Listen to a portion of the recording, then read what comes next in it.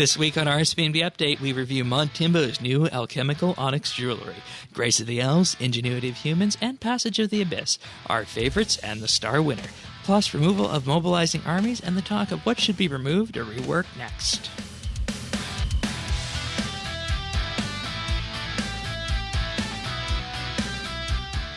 This is RSBANDB Update, episode 701, recorded Thursday, December 6th, 2018. Being fortunate.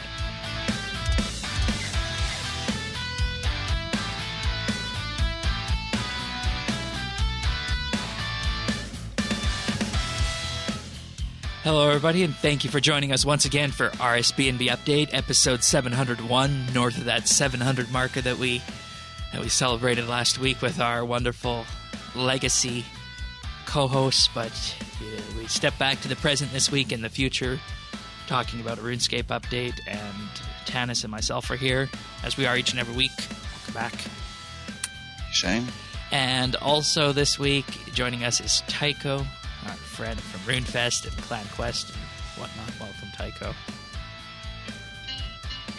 Oh, he's even got his own intro again.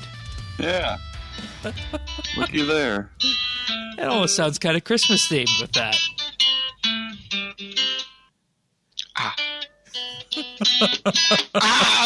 I skipped it. I trained 2 times before the podcast. Okay. Hello, everybody. It's me, Tycho Elf, doing here a failed Christmas solo, but I will get straight before the 24th and play it in front of a fireplace with a Christmas tree and the family all around it, singing Christmas song and just looking up at the starry night and name the stars, and so on. I don't know how many does it, or how many actually can see the stars on the 24th. But that's what we do around here. You want an idea of something you can do to burn off some energy on Christmas Eve?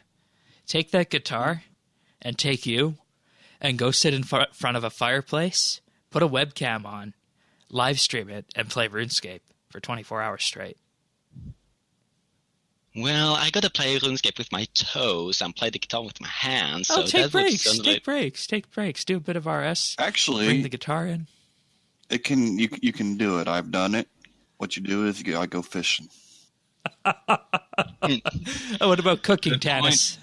Or is that a little bit too soon? We'll talk about that after. It hurts. Anyways, we'll talk more about that later. But, of course, this week it brings in a game update that everyone's been waiting for a long time. And, this is a Mod Timbo update. So, by nature, it's great default. And, there's nothing bad about it. Let's just get this out of the way. Has anybody found anything bad about this update this week? No. Not at all. No, not really. I mean, there's always different opinions between people, but not really something that everybody can agree on. Yeah, and the criticism I thought we would hear, I hadn't even heard. So I'm really happy with it so far. I know. And, of course, what we're talking about is the Alchemical Onyx Jewellery items that were designed at Game Jam and have actually been put into game somewhat quickly after that Game Jam earlier this year. So, I think you're entirely right that we could have expected a bit of blowback on one of these items. Maybe another one depending, but at the end of the day, when it comes down to it, the blowback didn't happen. And so let's just dive right into these right now and have a look at some of them. So the first one is called Grace of the Elves, and this is a new non-degradable necklace that is aimed specifically at skillers. Now, the idea behind this one is that you effectively craft it with 91 crafting, and then you enchant it using your usual tier 6 Onyx enchant spell. And then after that, oh boy, interesting things start happening.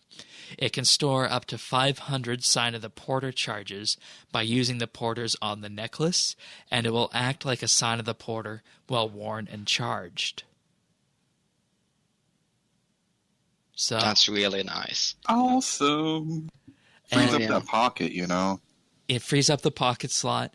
And, I mean, you're going to be wearing this when you're skilling if you have it, I think, unless you absolutely need that spot. I can't think of any times when I'm not going to need that spot.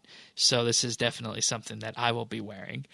Now, Sign of the Porters. I mean, do you guys use the Sign of the Porter? I don't really use it that much. Well, it's great for your little daily runs if you're doing your, is it sandstone? The stone you use for Flask. Yeah, sandstone. And then the crystal. Yeah, those two, they're great. I always use them for those. I even use them on farm runs, but I know that's probably blasphemy for Shane. No, it's not really blasphemy. I mean, it kind of does help with sending to bank, but I don't use them on the farm runs because that's how I keep track of my records. Well, that makes sense. Yeah. And I try to avoid using them, not because they are bad, because I see them as too valuable. So whenever I do flasks, I just summon a pack yak, and that works. Actually, even a spirit pig works. I get those from free every week from Elves below Falador Farm. And at deep sea fishing, well, I'm close to a bank anyway, so I don't need it. So the only time I'm really using them is when I'm fishing rocktails for some reason, but nowadays it's been replaced by sailfish at the deep sea fishing. But this is something I would gladly have used if I were have continued to fish rocktails. It can also teleport you to your max guild skilling portals, and if you don't have access, you'll receive a free one-off attunement. So this is kind of giving people a taste of what the max guild has to offer. And keep in mind that, just to access the garden where you can have one skilling portal, you do need one 99. So even if you don't have a 99, with this amulet, you can have a attunement and teleport somewhere with this.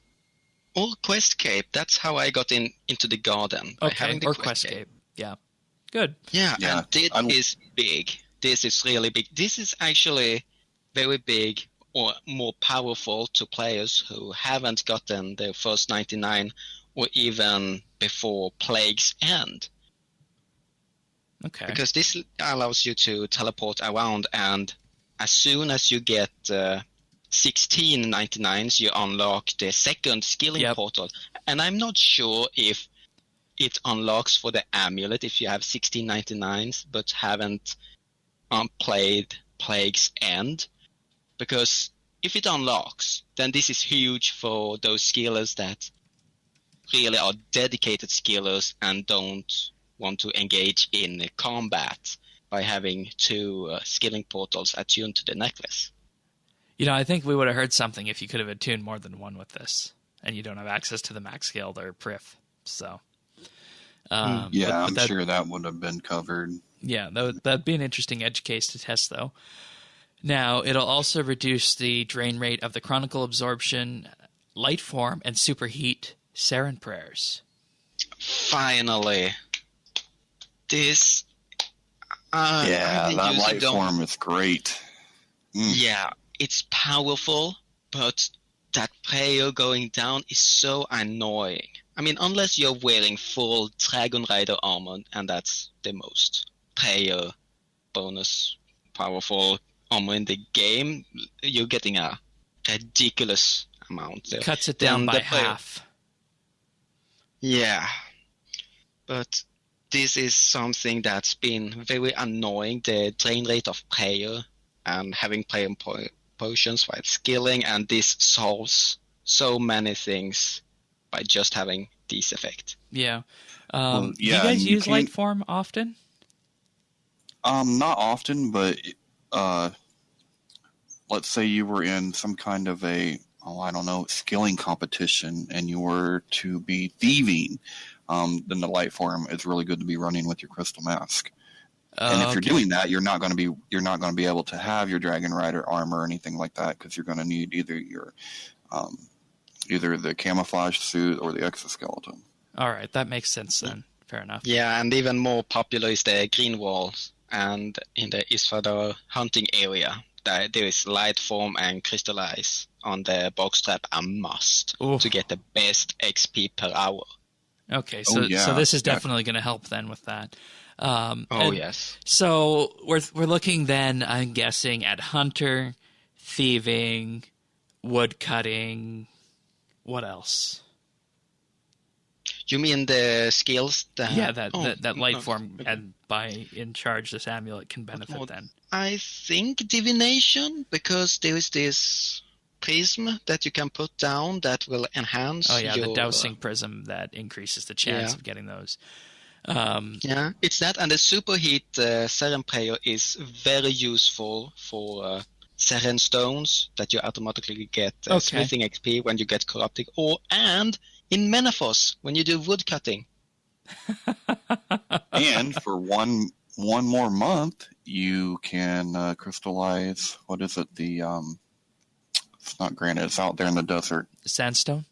Yeah. Or no, it's granite. It's granite in the desert. Granite? Yeah. I was thinking there was something out there that was really good to crystallize. I couldn't remember what it was. Granite. Yeah, that's the what living rock caverns. Well, do those deplete? I guess they. Not really. No, they don't. But you're thinking of the granite quarry in the desert, that mining area. Yeah. You can split those apart. People used to power mine there and whatnot. So. Right. It must have been 5 years ago or something for me. Yeah, that's definitely a blast from the past training method there. All right, so this one is obviously really good.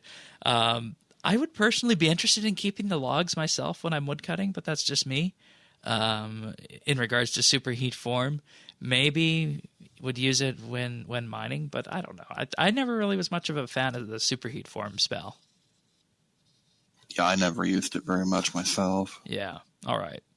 Only to get rid of the logs, but I think that the player will get a really big buff when the mining and smithing comes out, because if you just happen to have 50 runite ore in your ore bag and then mine the secondary, you will just make rune bars immediately. Okay, fair enough.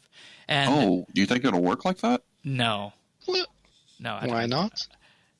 Okay, well, Dracolith at least won't have a secondary, so Dracolith it will work with. The beta's still running, and we have Superheat Form, so I guess I know I guess I know. Beta's still, I thought they only extended it 1 week. They extended it again. I guess I know what I'm doing. December. I guess I know what I'm doing after the show. Superheat Form on Dracolith.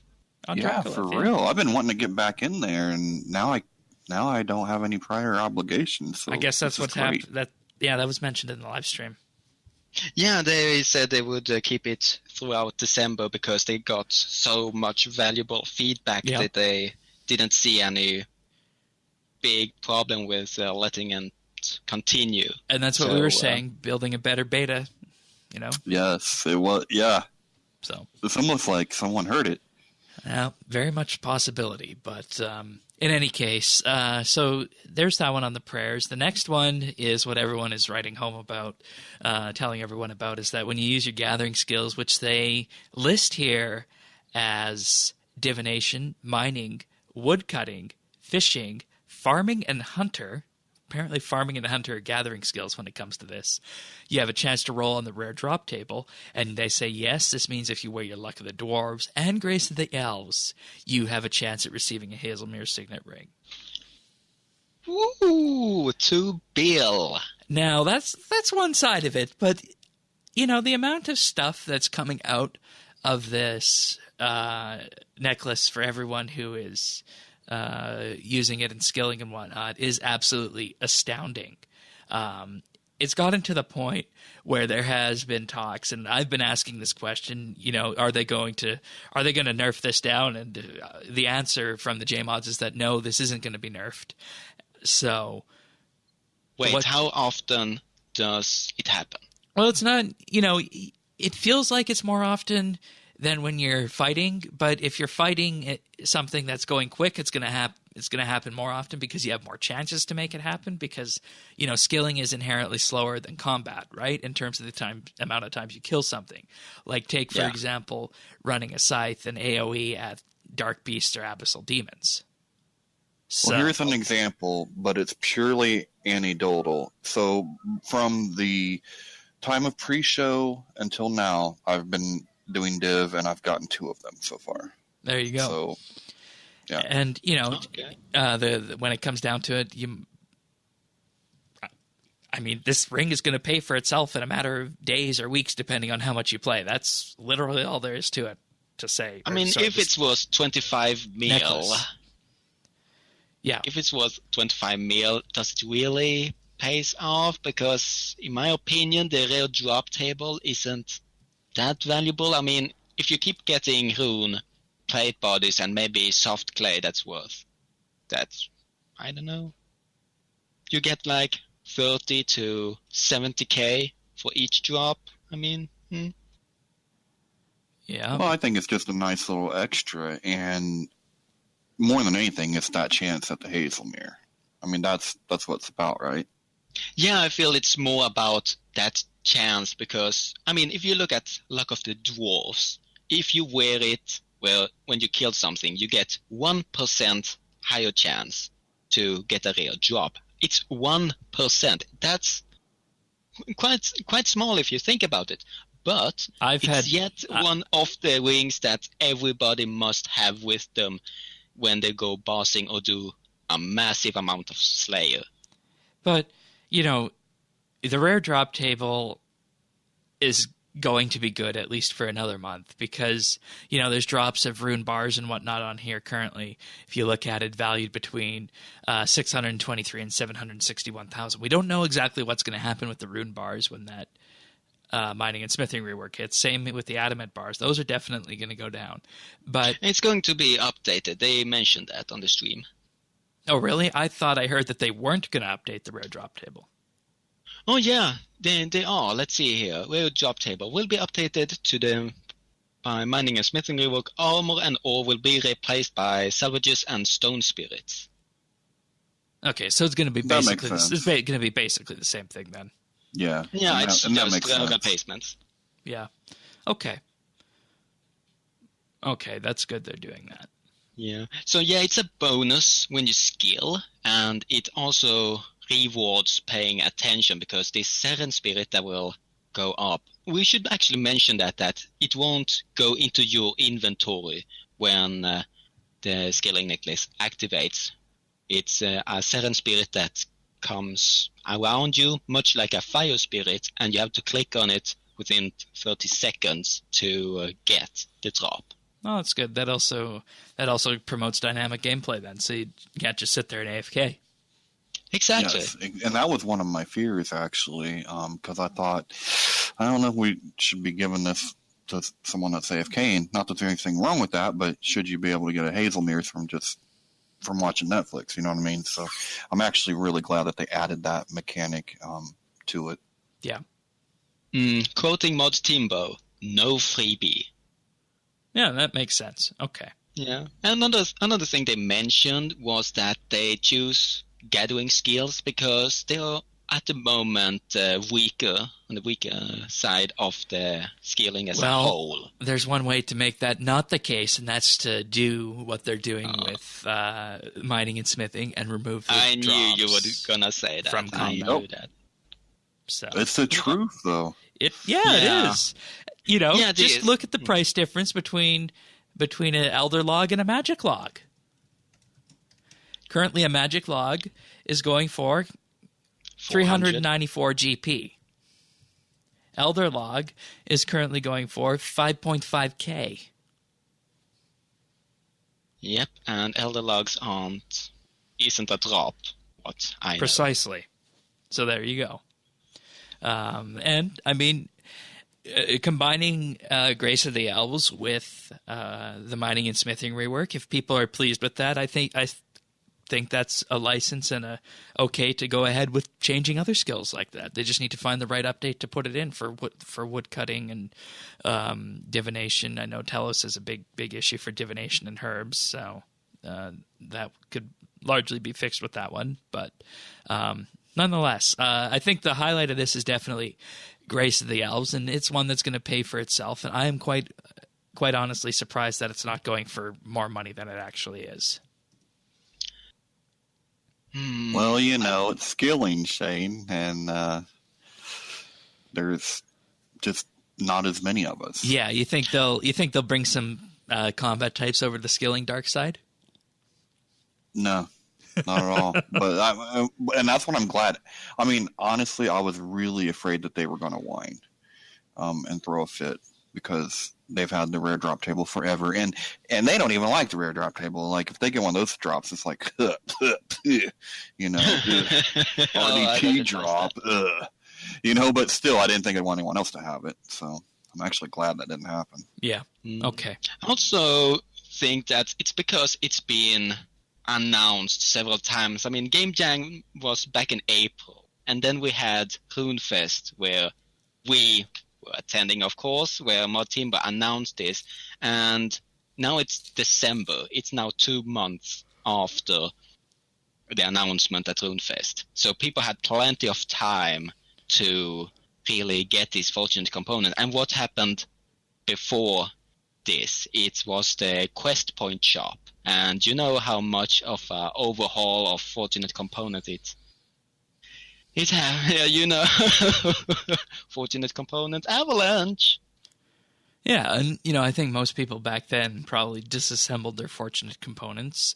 If you were smart, you would have waited to sell on launch day because there would have been a demand that was higher for these, and I bore witness to that. I just did some tests, and things weren't buying for double the price of their market value for fortunate components. So, and the reason for that is actually because of our next two items, the Ingenuity of Humans, Ingenuity of Humans and Passage of the Abyss. But first, Ingenuity of Humans. This one's a sigil item, and basically what this one does is that any time you activate it, it'll basically allow your next hit to be a guaranteed hit. This one is a pure invention item requiring 114 invention, the Alchemical Onyx, 10 stunning components, 750 smooth parts, and 50 direct components. And it degrades every time it's used and requires fortunate components to recharge itself. And it works with abilities and spells. And the example they give is that it allows players to use Vulnerability or Statius's Warhammer while using a different combat style.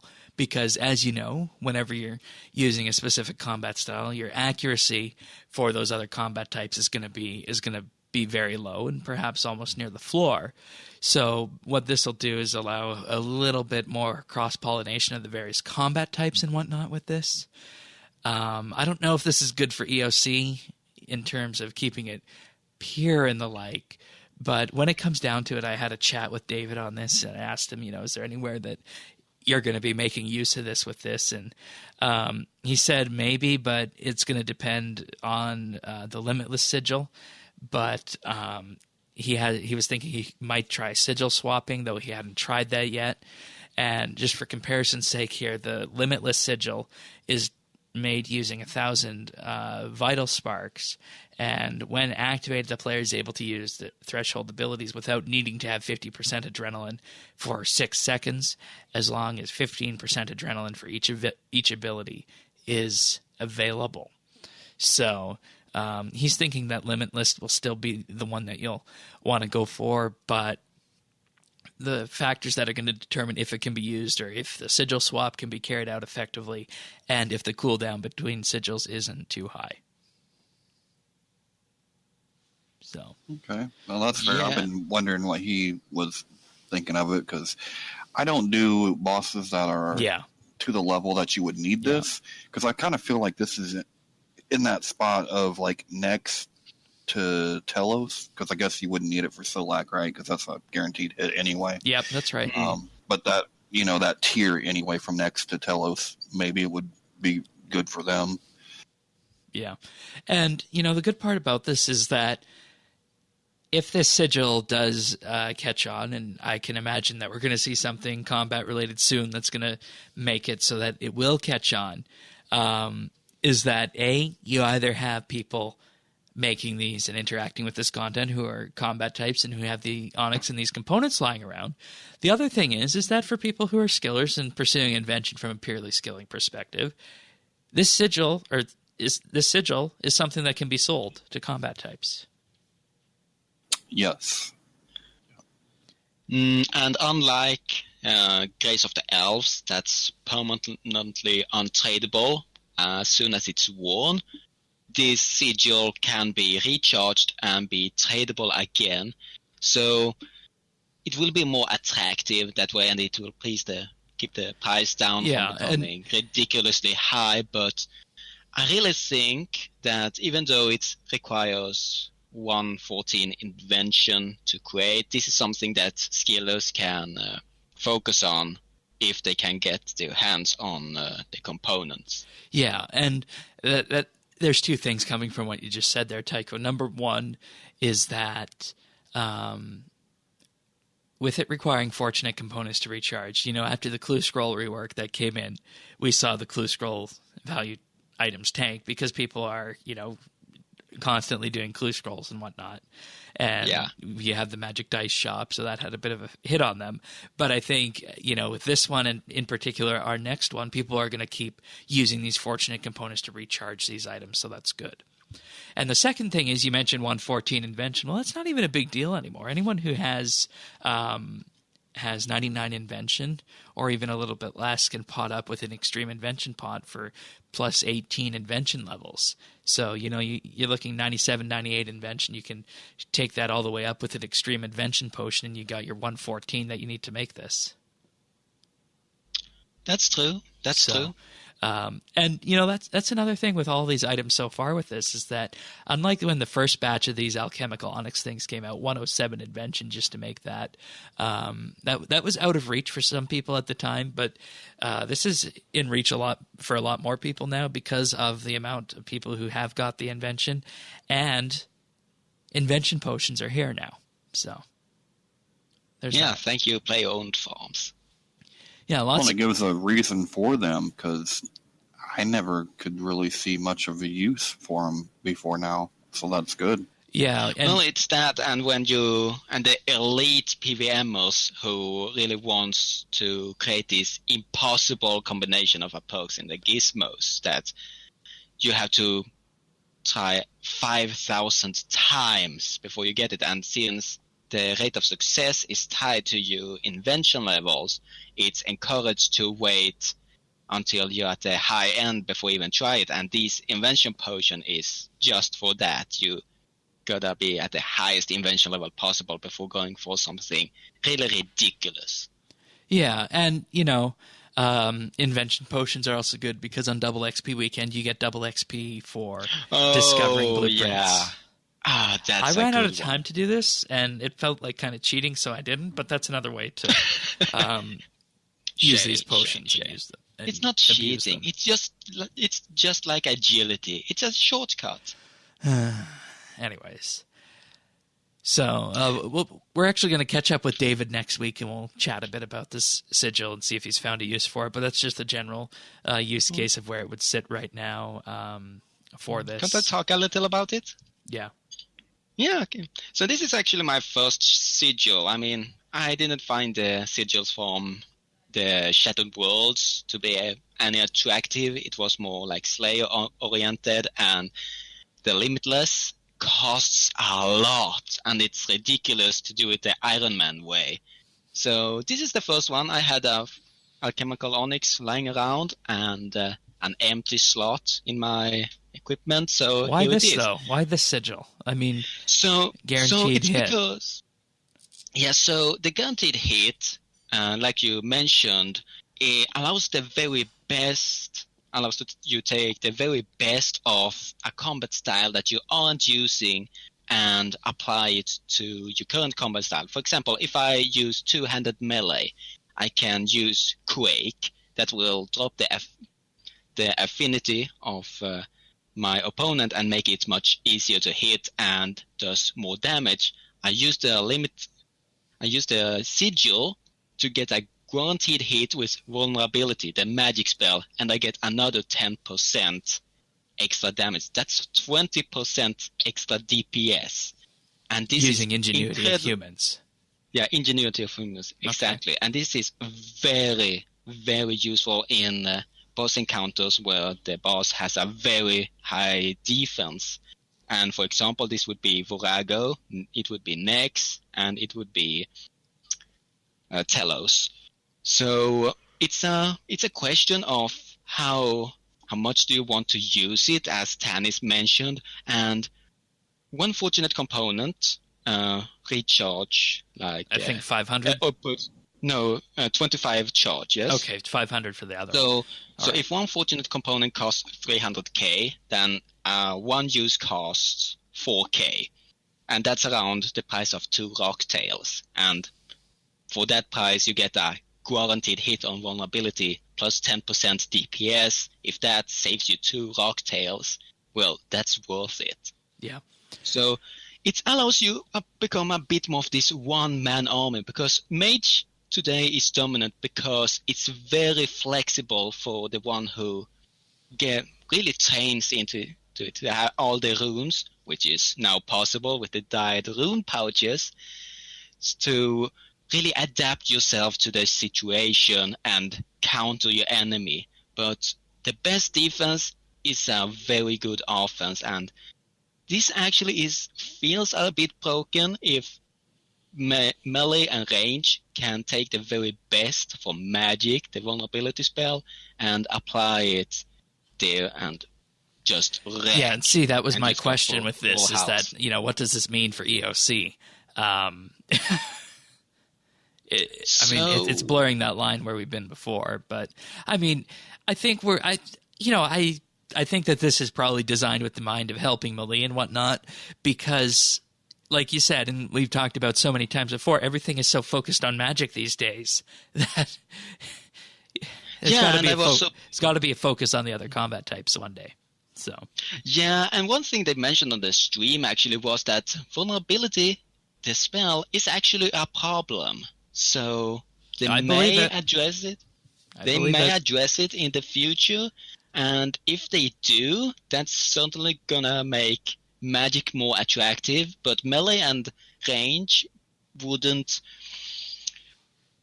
this makes melee and range very more attractive, because vulnerability is one of the very good reasons to use magic, but they could never use it because the accuracy was at the floor, as you said.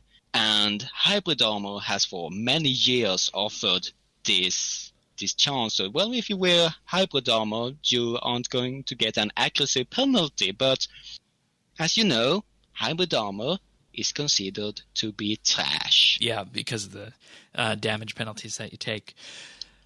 All right, yeah. I want to move on to Passage of the Abyss now. This is a pocket item that holds up to 6 different compacted jewelries all in one item, and we've been joking around a bit leading up to this that this is called the Pern of the Abyss, or Pernasius of the Abyss, because this is an item that he said he wanted and would have been a good thing to do back in the day, and lo and behold, they did create it. So this is very much his item of this bunch here. It requires 118 Invention, the Alchemical Onyx, 50 magic components, and 1 teleportation compactor.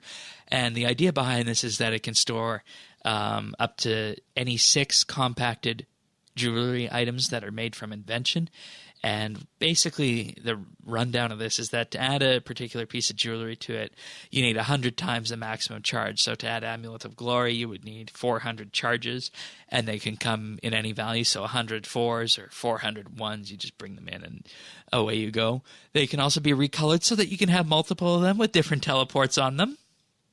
Where we heard this story before, right? And teleporting with the Passage of the Abyss removes charges from the item and can be recharged at a rate of 500 charges per fortunate component. Wow. Have you tried it, Tanis? I haven't, because this is actually the weakest link for me. Don't get me wrong. It's a great item. Right. It's a good item. And just like you, I have no problem getting around right now. So this one is That's the thing. Yes. There's so many ways to get around in RuneScape now that I just don't have a reason to spend another 25 mil. You know what I mean? It's just not enough there for me. I mean, if you weren't using Globetrotter for clues, I could see someone making a clue-based Passage of the Abyss.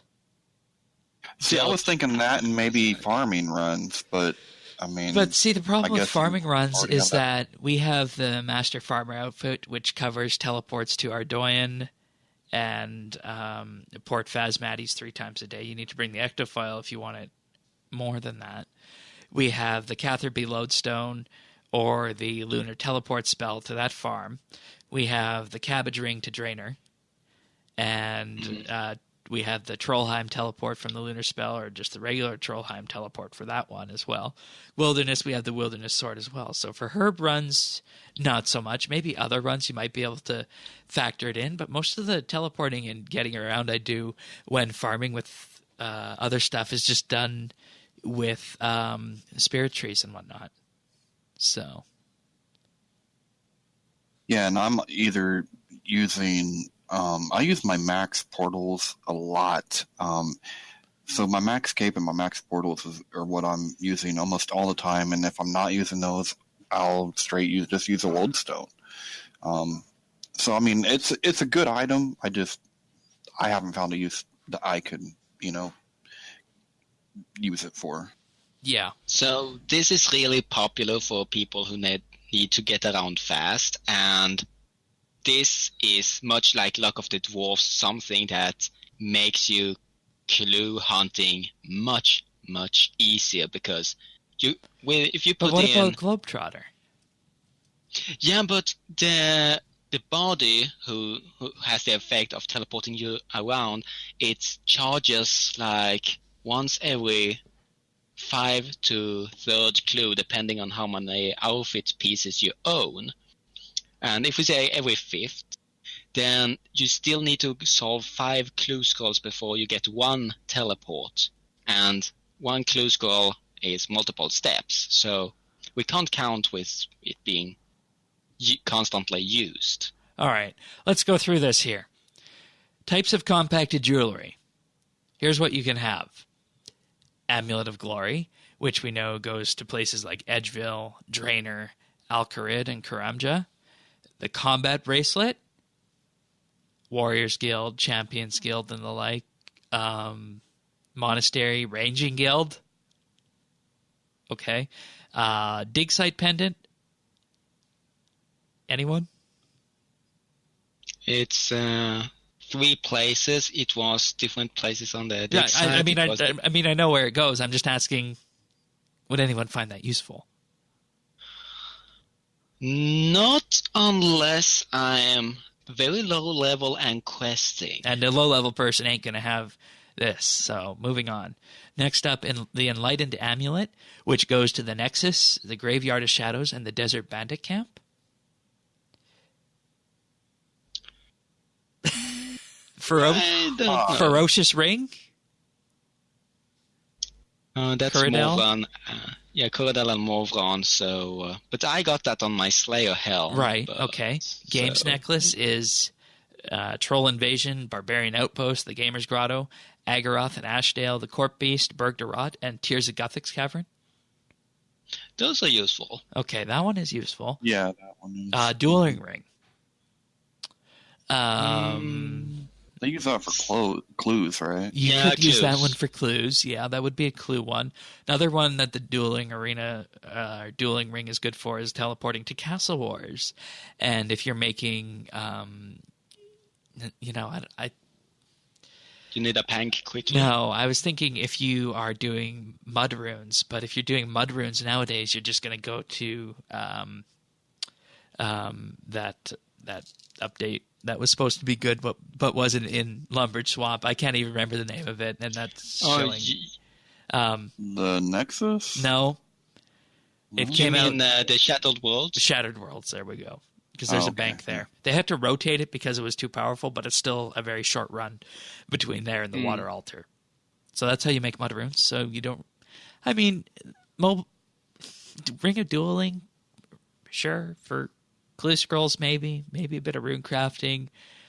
The Ring of Respawn, I don't never even heard of this one. All right, this is the Silver Jewellery one. Lumbridge Castle, Falador Castle, Camelot, Soul Wars, Berthorpe. The Ring of Also Wealth, clues, which teleports you to the GE and Miscellaneous Throne Room. Skilling Necklace, which is, of course, the Fishing Guild, the Mining Guild, the Crafting Guild, the Cooking Guild. Very useful. But more towards before getting maxed. Yeah. Ring of Slaying, probably have that in the Slayer helmet, and the Traveler's Necklace, which is another is silver-based jewelry item. So, this is a good item in theory, and I just went through all the teleportation compactable items because there's nothing in there that jumps out at me, much like you, Tanis. Right. Yeah, that's where I'm at with it. I mean, if you were going to, you can hold up to 6 different compacted jewelry items, up to. I'm thinking I would just go with games necklaces and rings of dueling, maybe a combat necklace as well, just for getting around to areas like the Legends Guild for that clue scroll that's just outside there. I will go with Amulet of Glory, Games Necklace, Ring of Dueling, and the Ring of Respawn. And if I were to throw in Ring of Slaying and Skills Necklace just for the heck of it, I would get the teleportation to 28 locations instantly. And that's a lot of locations. Yeah, but I'm just trying to find a use case for this outside of clue scrolls. And if you have done enough clue scrolls, you're going to use Globetrotter. Well, and I'm not taking away that this is a bad. I'm not saying this is a bad item, and I'm not taking anything away from it. I'm just saying that I personally am finding issues with places to use this. I think it's a good item, and I think it's a good design. Specifically, the amount of charges per fortunate component. That's pretty good, but I just personally have no use for this. Maybe if you're doing safe cracking runs. That might be something. Ooh. Okay. Yeah. Yes. All right. Well, it feels like a setup, actually. It could be. I mean, imagine if they were to release World Event 4. I mean, not the Halloween one we had, but a real one, a big one. And let's say we had a choice between 2 things, and let's say we make a bad choice, and boom, all lodestones in Gielinor are destroyed. And how valuable wouldn't Passage of the Abyss then be? They couldn't do that. Why not? No. Yes. No, they're not going to destroy all lodestones. Why not? No, that's a silly thing, and it's part of the integral. integral. No, it's part of the early game experience. You cannot do that for a world event. People need to learn how to walk, Shane. Both in real life. It's bad game design. They're not going to do that. They would never do that. This guy's been talking to Earth too much. They're teaming up to try and get rid of the lodestones. So, well, I don't know. I don't have anything else on. And I think this is a good setup. Oh yeah, it's a good design. It's good design. I just have no use for it. That's all. Well, only if you really need to get somewhere really quickly and you're like Shane, you can't stand adding Wiswax to teleport quickly with lodestones, because lodestone teleporting must be slow. Yeah. Well, this actually plays right into what I've been thinking all along, because Tycho, I guess you can speak for yourself, but I always thought of you as more of the adventurer, questing, clue scroll type of a player. And this is exactly the piece out of these 3 that I feel would be more useful for that kind of a player. Whereas the skillers got the grace of the elves, and the combat people got their sigil, their ingenuity of humans. This does seem to fit. But since I'm not one of those players, I'm allergic to clue scrolls. It doesn't really appeal to me very much. That's true, actually, because while I was doing my quest for the Master Quest Cape, I had to be all over Gielinor, and more than that, I actually went more than that. I was looking for things that wasn't even as a Master Quest Cape requirement, looking for changes of updates, post-quest dialogues, things that are really hidden, and Easter eggs too. And there have been a couple of Easter eggs. I was a moderator, for example, for the Hazelmere Signet Ring Hunt. And then we had Mod Kyler with the Quest Point Shop with the secret title, May or May Not. That drew us nuts all over the place. So, yeah, it's during those moments where you either need to be first with the Easter egg to really find it instantly, or that you really need to get to one place, but you really don't have the patience to walk there, or having a really slow lodestone. And even nowadays, I never ever walk myself, because I just search with my barge, search and bladed dive, and they come off cooldown with my mobile perk I have on me at all times, and they zoom. So I just search through Gelinor. But I went with the Ingenuity of Humans because I already been everywhere. So Yeah.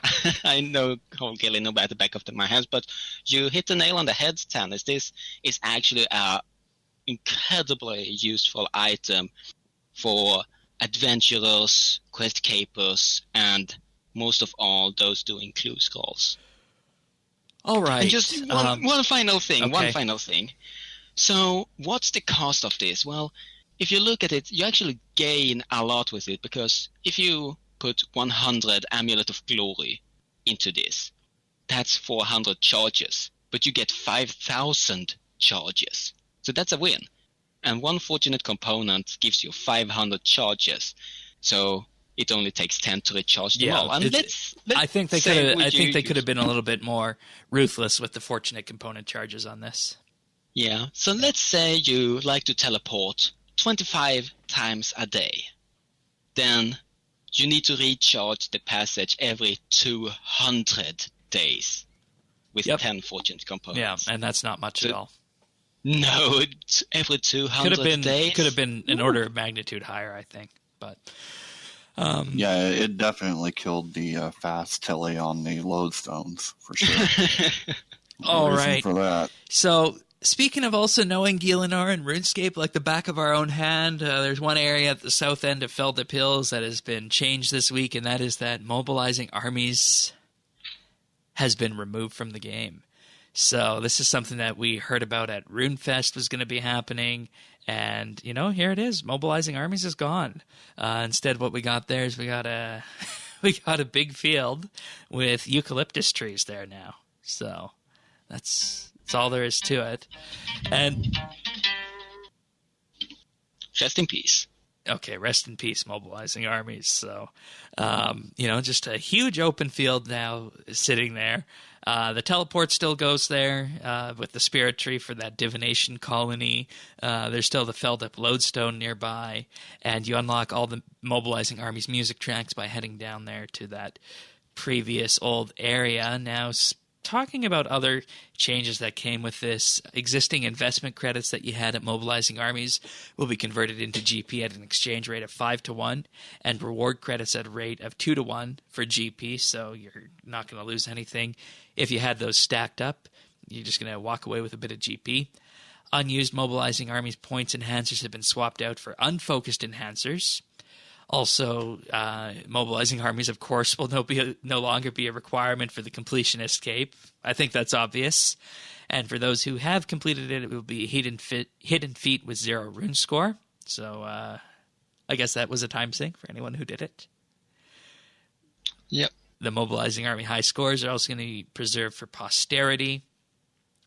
Locators now can also be crafted with divination. They all come with 50 charges like normal, requiring half the amount of energy made to recharge them back to 50 charges, and they'll now work for elder trees as well. And this is something I actually wanted to draw people's attention to, because you don't normally think about Mobilizing Armies as being a source for these kind of things, but here we are. We have inferior locators at level 24. Requires 1 divine location, mining, woodcutting, or fishing, up to level 30. Poor locators, level 41. Good locator, level 62. Superior locator, level 81. And that one requires 400 brilliant energy, 1 divine location, mining, woodcutting, fishing, or herb, up to level 90. And, when you think about it, have you guys ever used these locators before? I never have. Right. And that's because they're mainly targeted at, being mid-level items. But the superior Locator is going to be able to teleport to Adamant Ore, Runite Ore, the Magic Tree, and Elder Tree locations. So these are, in a way, another way of getting around RuneScape that we have added to game this week. So Yeah, and now, just before the Mining and Smithing beta gets out, while Runite and Adamant rocks are still taking plenty of time to be replenished, locators are incredibly useful. And for those who haven't used it, it basically works like this. You can only have one locator at the time. And so you want the highest possible locator you can go for with your divination skill. And then it teleports you to a random spot in the world that has a certain tier of resources. So if you have the best locator and you say, I want to go to a mining spot, it will take you to a random Runite mining spot in the world. And let's hope that's not in the wilderness. I don't think it would do that. But Oh, try it out, Shane, and bring a blue party hat. no. Also, they added some high-level ring imbues that are now possible from the Raid store. The Ring of Fortune imbued for 2,500 techie, Luck of the Dwarves and Hazelmere's Signet Ring for 7,500 and 10,000 techie respectively, Ring of Death for 15,000, and the Asylum Surgeon's Ring for 10,000 as well. Now, the Asylum Surgeon Ring is an interesting one to have this on here because, of course, this is a quest item for completing Broken Home, which... I mean, which I done 35 times for the daily huge XP lamp. Totally worth. Yeah, it's certainly a fun thing to do. Are you nuts? Oh well, thank you, Tennis. No, I mean, I was saying sarcastically that it wasn't fun. Oh, I would never get that, Shane. Oh dear. No, I memorized the whole place like the back of my hand, and my current record is why would you do that? That's what I'm saying. Because I'm an adventure and I enjoy it. My current record is 20 minutes and 30 seconds. Good God. Anyways, Damn. the rings. The Asylum Surgeon's the ring is equivalent to the Hazelmere Signet Ring, giving you a plus 23.7 for each of the various style bonuses. The best, of course, is the Ring of Death, 27.7 each. So, and then, of course, the Ring of Death is the Hydrix ring that we've talked about many times before on the podcast as well. So the boost is very small, but for the high-level PVMers that really looks to squeeze out every single DPS, that's going to be very important. And one important thing, after you imbue it, it's permanently untradeable. And so those who have Hazelmere's Signet Ring... Yeah, you're going to be making a big commitment with that. Yeah, and Mod Timbo said that there's around less than 300 Hazelmere's Signet Ring in the game. Yeah, and I saw a tweet, 62 people have imbued theirs.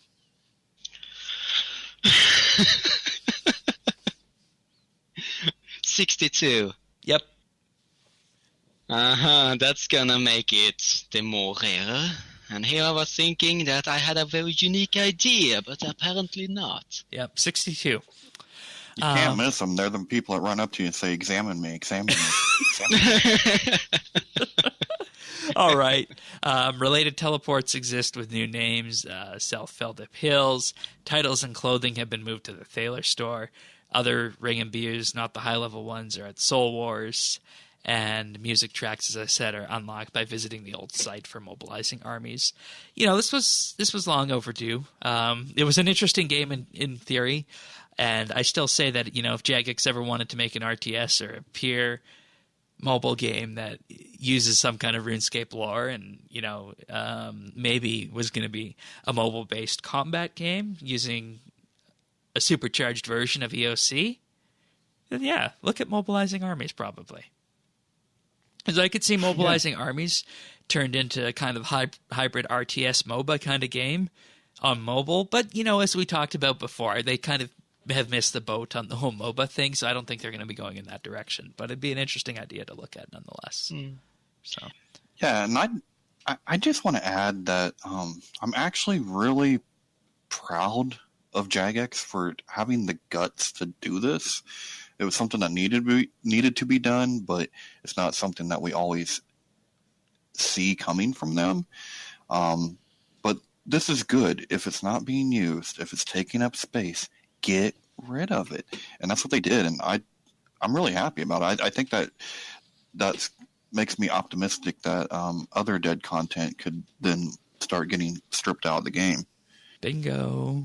That's a very good point, because something that I've seen Jagex do again and again, it's never removing content, or at least very, very, very few times. I could probably count them on my fingers, because, for example, Cabbage Punch Bonanza, it used to be by Lumberjack Crater, but they just moved it together with Steel Invasion to the Gamers Grotto. Yeah, exactly. So they have been moving things around and putting them behind the rug, but never really removed things. So I think this is a very good first step towards cleaning up some things. Now, it was long overdue, but hey, it actually happened.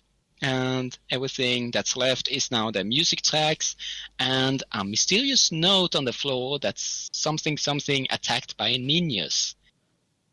Says, if you visit the old place. Huh, I didn't see that when I was there. That's interesting. Oh, you didn't see it? You gotta see it. It's a hilarious little note. Okay.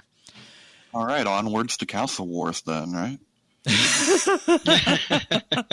Yeah, that one would be one. Requirement. I think you're going to have a bit of a fight on your hand for everyone who did those Castle Wars games if you tried to remove that, Tanis. Oh, they didn't play them. So let's say just quickly off the top of your head, what would be the next minigame? I'm not going to comment on that because I don't want to say something that might be able to be reworked. That requires a bit more time to think about. Tanis? Trouble Brewing. No, you got to keep Trouble Brewing. But no one plays it. So I would have to say that or the Troll. Of course you do, Tycho. It only needs some efficiency things. I mean, it's a bit laggy, so it needs to remove the spaghetti code just a bit, but it's okay. It's good. That and the Trawler would be the first two. Okay, yeah, that one. That's my vote. The fishing trawler. It's dead now with the deep sea fish. No, what you do instead of removing the fishing trawler is you rework it into deep sea fishing as a special weekly thing. Yeah. No. Yep. No. Gosh, no. You want high intensity fishing gameplay. Work it into the fishing trawler as, a weekly thing that you can do. Make it so that it's not one of these silly dailyscape things that people think they're complaining about, and have it give some kind of fishing boost. Fishing trawler solved. You preserve the initial idea from it, and you add on to deep sea fishing about it. Because you look at where the fishing trawler is, and you look at the fishing guild when we had deep sea fishing added. I remember talking on that episode about deep sea fishing that something should have also been done with the fishing trawler at that time. So, there. And that's why we can't just say remove this, remove that. When you think about it, you could redesign it and put it somewhere else, potentially. Right, but they did say that they could never see themselves reworking another minigame. So, I mean, if it were to stay, it needs to take the form that you're talking about. Because, one, everyone's there to fish. And a weekly, like a weekly type of game, like a... Think of it as Tears of Gothics except for fishing. Well, I was thinking of it as the one, the one that gives you double charms. Familiarization. Yes, that's kind of what I was thinking. Like maybe it could increase your catch rate or, something like that. Exactly. That's precisely the angle I was going on that. Good example. All right, we're going to move on to the patch notes right now. Not too many of them this week. A couple for the mobile client. Shows they're still making progress on this. So the Game World brightness slider is now a 4-option drop-down menu in the mobile client instead of the slider bar, making it easier to set the desired brightness. They increased the pinch to zoom distance on mobile, so you can now zoom out further than before using modern camera mode within the general gameplay settings. The penguin suit emotes interface used during the hunt for red ractuber now scales on mobile with changing icon buttons to wide buttons with the icon and text label to identify the emote. And the Circus Agility minigame interface now scales nicely on mobile, along with changing the icon buttons to wide buttons with the icon and a text label to explain what it does. And, this is the kind of stuff we're looking at now in mobile. And, they're still fixing these QOL things. I don't think they've got to performance optimization yet. So, the more and more this thing progresses, I think we're looking optimistically probably at the end of Q1 2019 for launch of this. Optimistically is what I'd say. I think we can be more optimistic than that. No, because we don't even have an open iOS beta yet. You release it anyway. No, you can't do that. Like, You can't do that. Why not? No, it's... You realize how important App Store reviews and App Store ratings are? If you release something onto the App Store and it has a shitty rating, people aren't going to download it. It's as simple as that. So anytime you release something onto iOS in particular, and Android to a lesser degree, but more so recently, it needs to be polished, and it needs to be thoroughly polished, and it needs to run well on all of the devices that you specify it to run on. If it doesn't, people will rate it badly, and people will not download it, and it will not be up high in the search.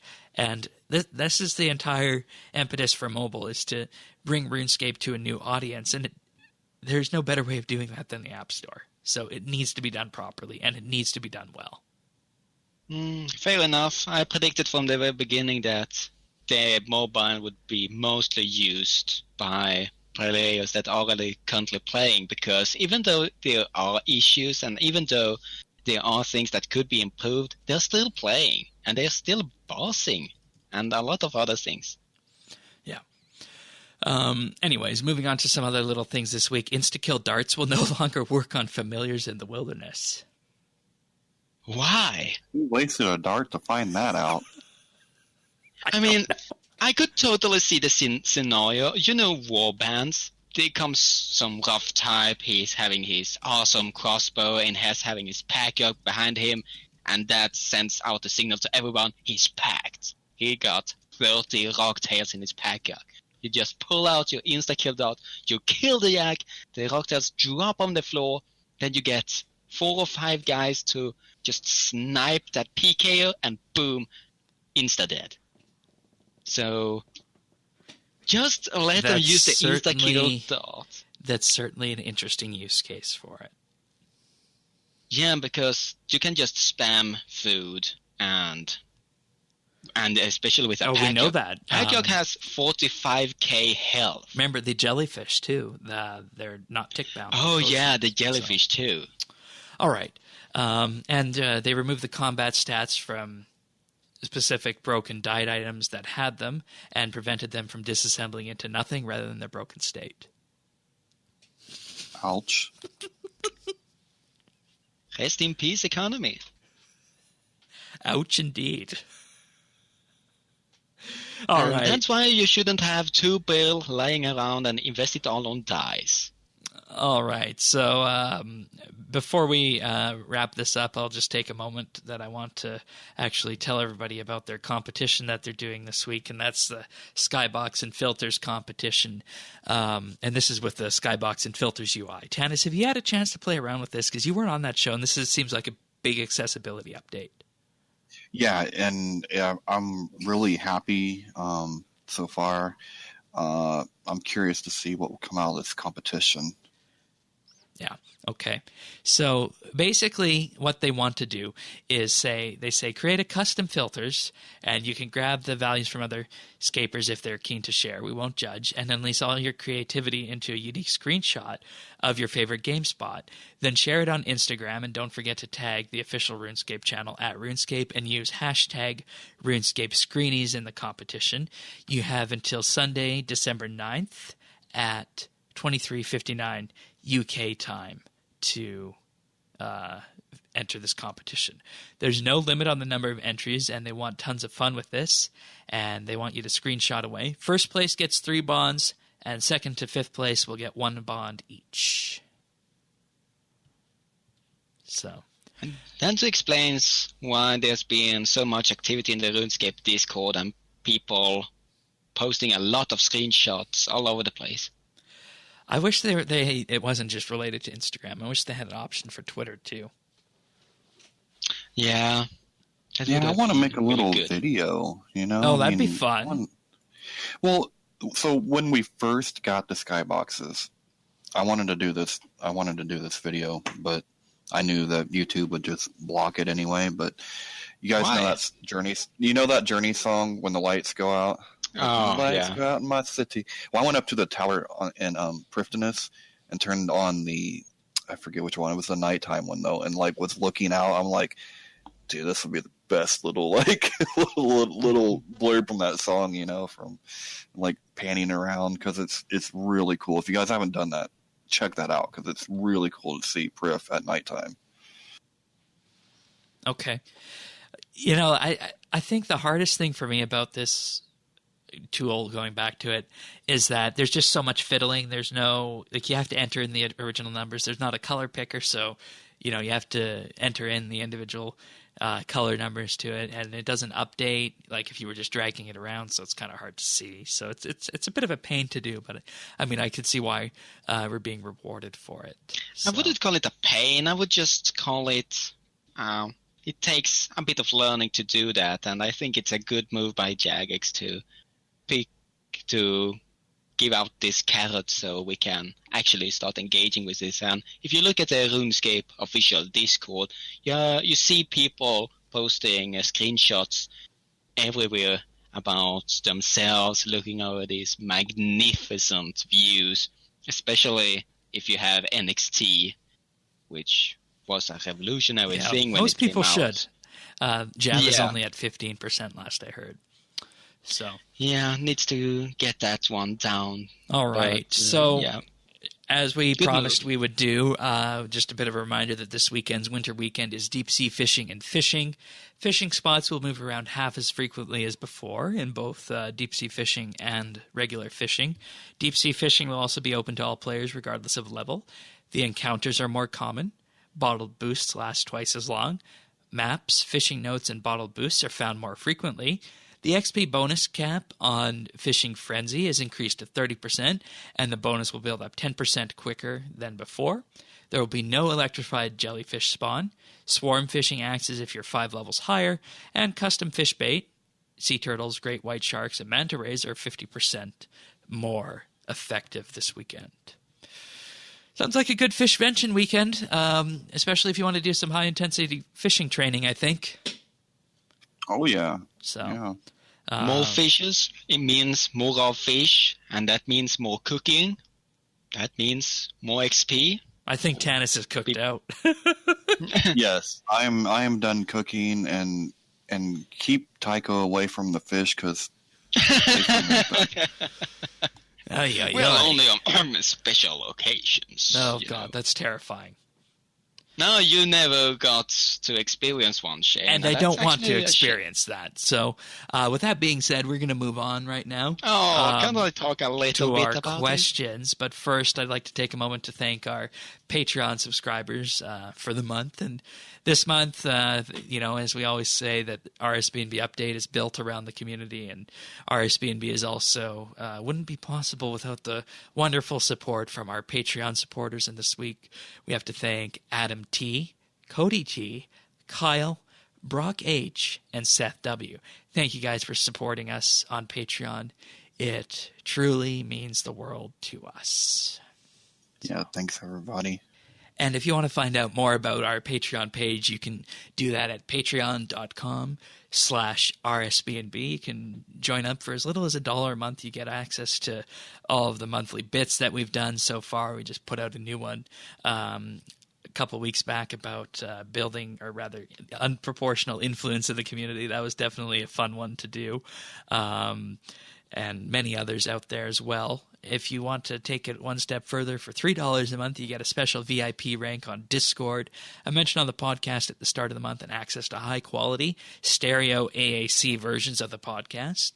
And for $5 a month, if you want to give the ultimate gift, you get a shout-out on the podcast each and every week, and exclusive access to the outtakes that we use for the clip show at the end of the year. Yes, that's coming quick.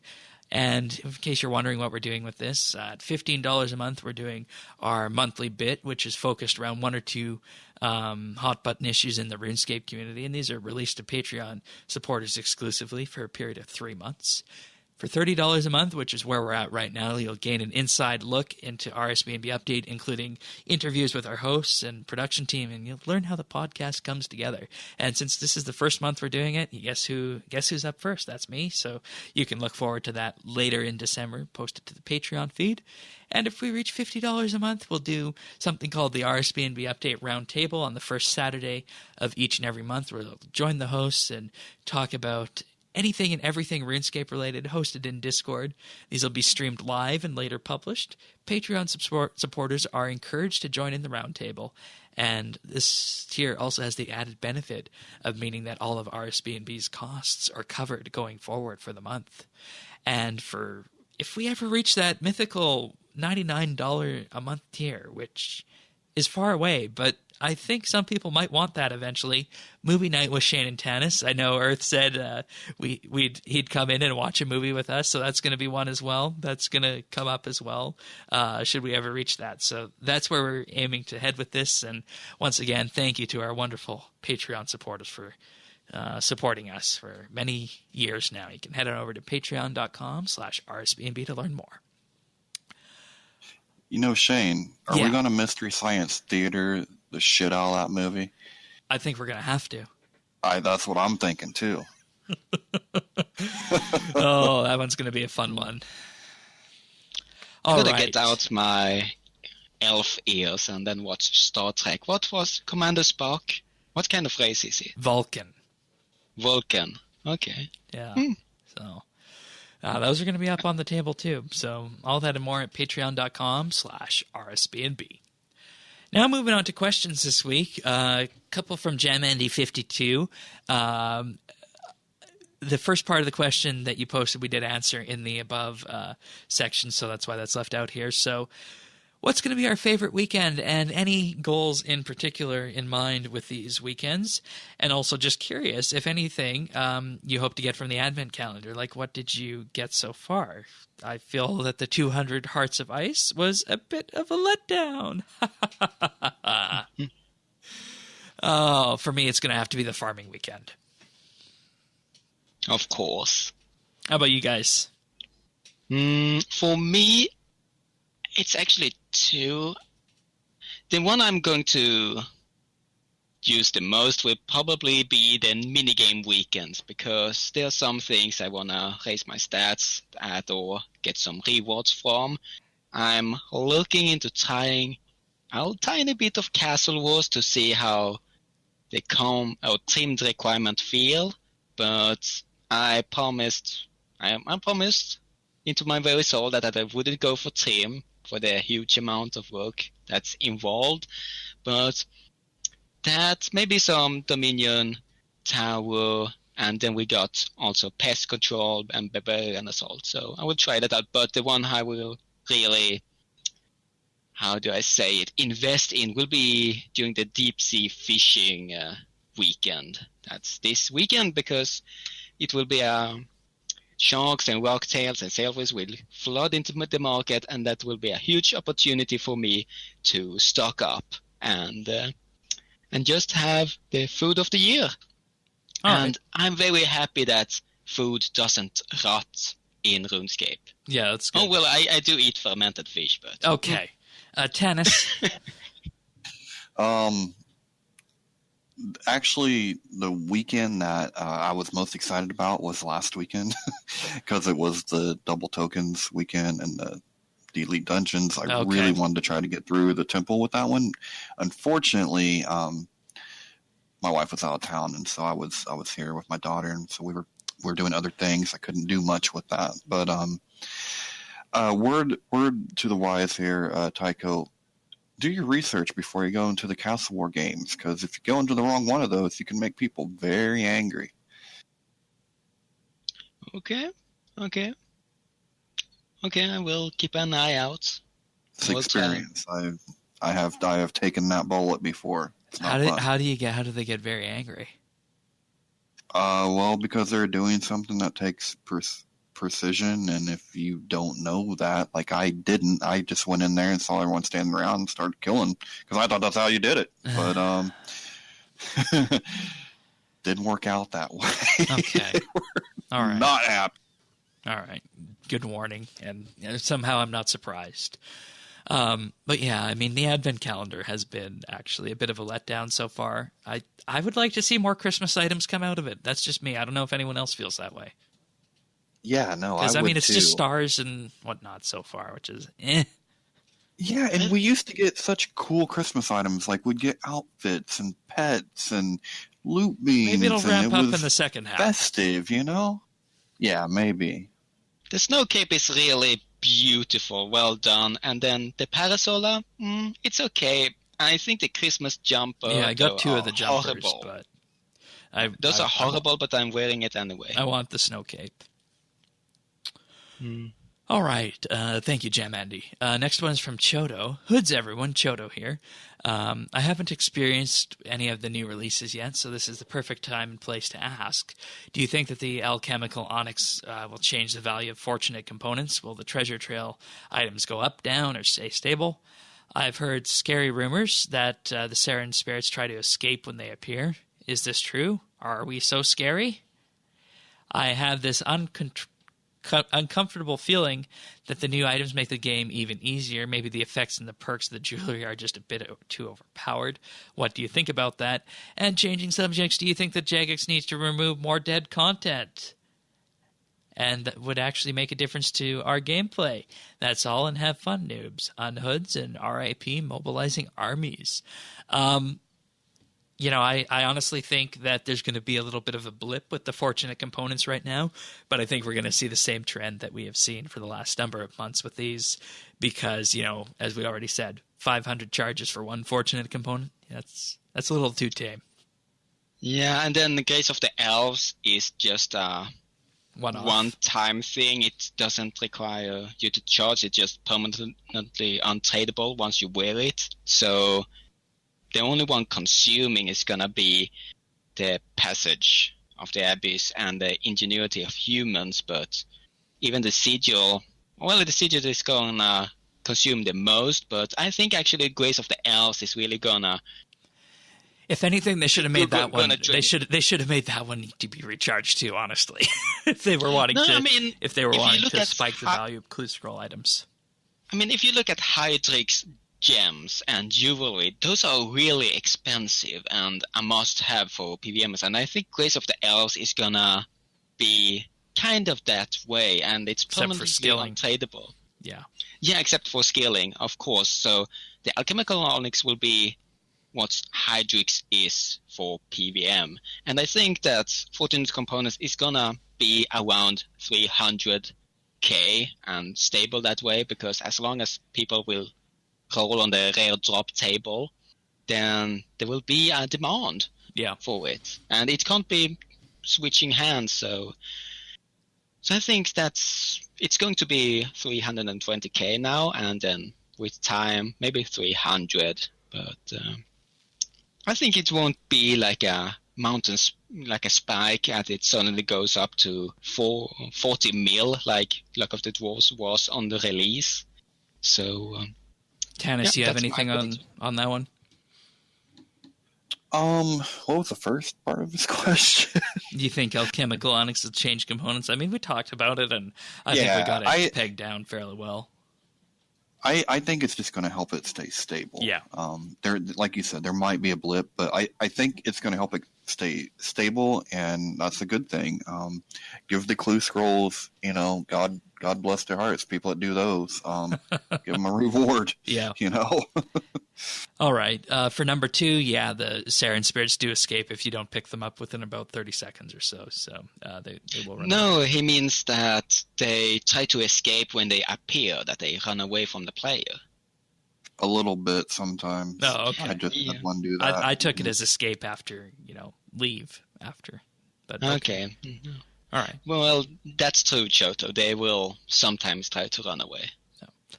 I don't think the jewelry is overpowered. We've been through this, and it's not going to be dropping as much as rare drop ring Luck of the Dwarves if you're killing Slayer tasks. It's going to happen less than that because you can kill faster than you can skill. That's just the way it is.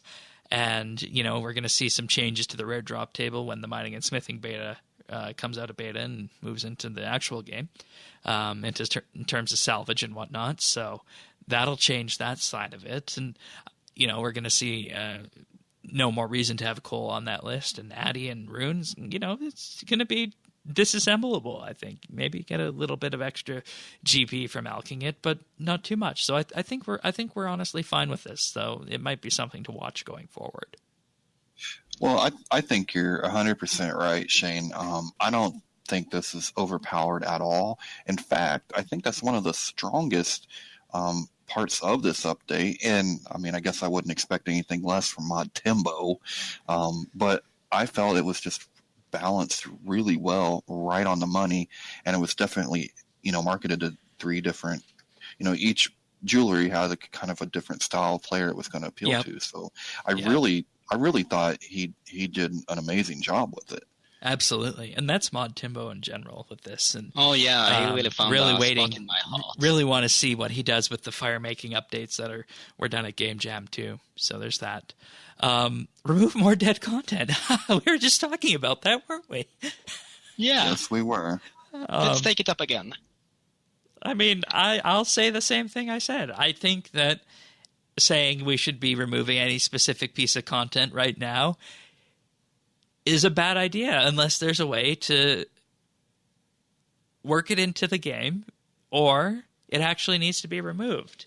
On the mini game front, sure. I mean, they said they won't be reworking anymore. I think it would have been a good time to rework the fishing trawler this year, or at least maybe change the rewards of it. I don't know if that would have been possible and tied into deep sea fishing. So there's that. And I will say that I think that Mobilizing Armies was a great first step to really remove a content without having players nagging over it. No, you can't do that. Well, there was, but not to the level that it was totally unacceptable. So, and I think they can use this as an example to start removing content at a very slow rate, but remove things that really take development time, because once something is in the game, there's always a maintenance cost, especially when you release new updates. And that cost goes up. That cost goes up, and that's why it's very necessary to sometimes clean up and make sure that the new content that comes out doesn't need to be changed because of old content that hasn't been adjusted or is just in the way. So I think that fishing trawler actually can be removed, even though you got a point about active gameplay. But look into it, take your time, and start removing it, because we're at a point where 15 years have accumulated a lot of things. And, there's also, I could point to countless pieces of content that need to be touched up. Fishing trawler, temple trekking, maybe even a little bit of QOL around the edges of Dominion Tower 2. Berthorpe Games Room. I mean, there's, effectively checkers and Connect 4 in there. And, you ask yourself, is there anybody who actually wants to play these games in the RuneScape client in Game World? And I mean, that was a fun little thing to do back when that came out in 2005 or 2006, whenever that was. I want to say 2005, but is it really needed? I don't think so. I remember a game jam project some JMod did that would allow you to play both those games while skilling against other players remotely. And what's the point? And see, that's the problem with game jam. there's interesting ideas like that, but there's no point in it because it muddies the waters of what playing RuneScape is. It's like the equivalent of, hey, we have the ability to do this. Let's just do it for the hell of it. That's what that project sounds like to me. And that's why I say, as players, sure, we can say what mini games and what pieces of content need to be reworked, but I don't think it's up to the players to decide whether a piece of content is removed or not, because we don't know the technical debt behind that piece of content. And if we don't know that, we can't make the right decision. That's true. So I'm going to have to, and that's why I said I'm not saying that any piece of content should be removed, because that's a really short-sighted thing to do. So. Okay. Anything else on that one?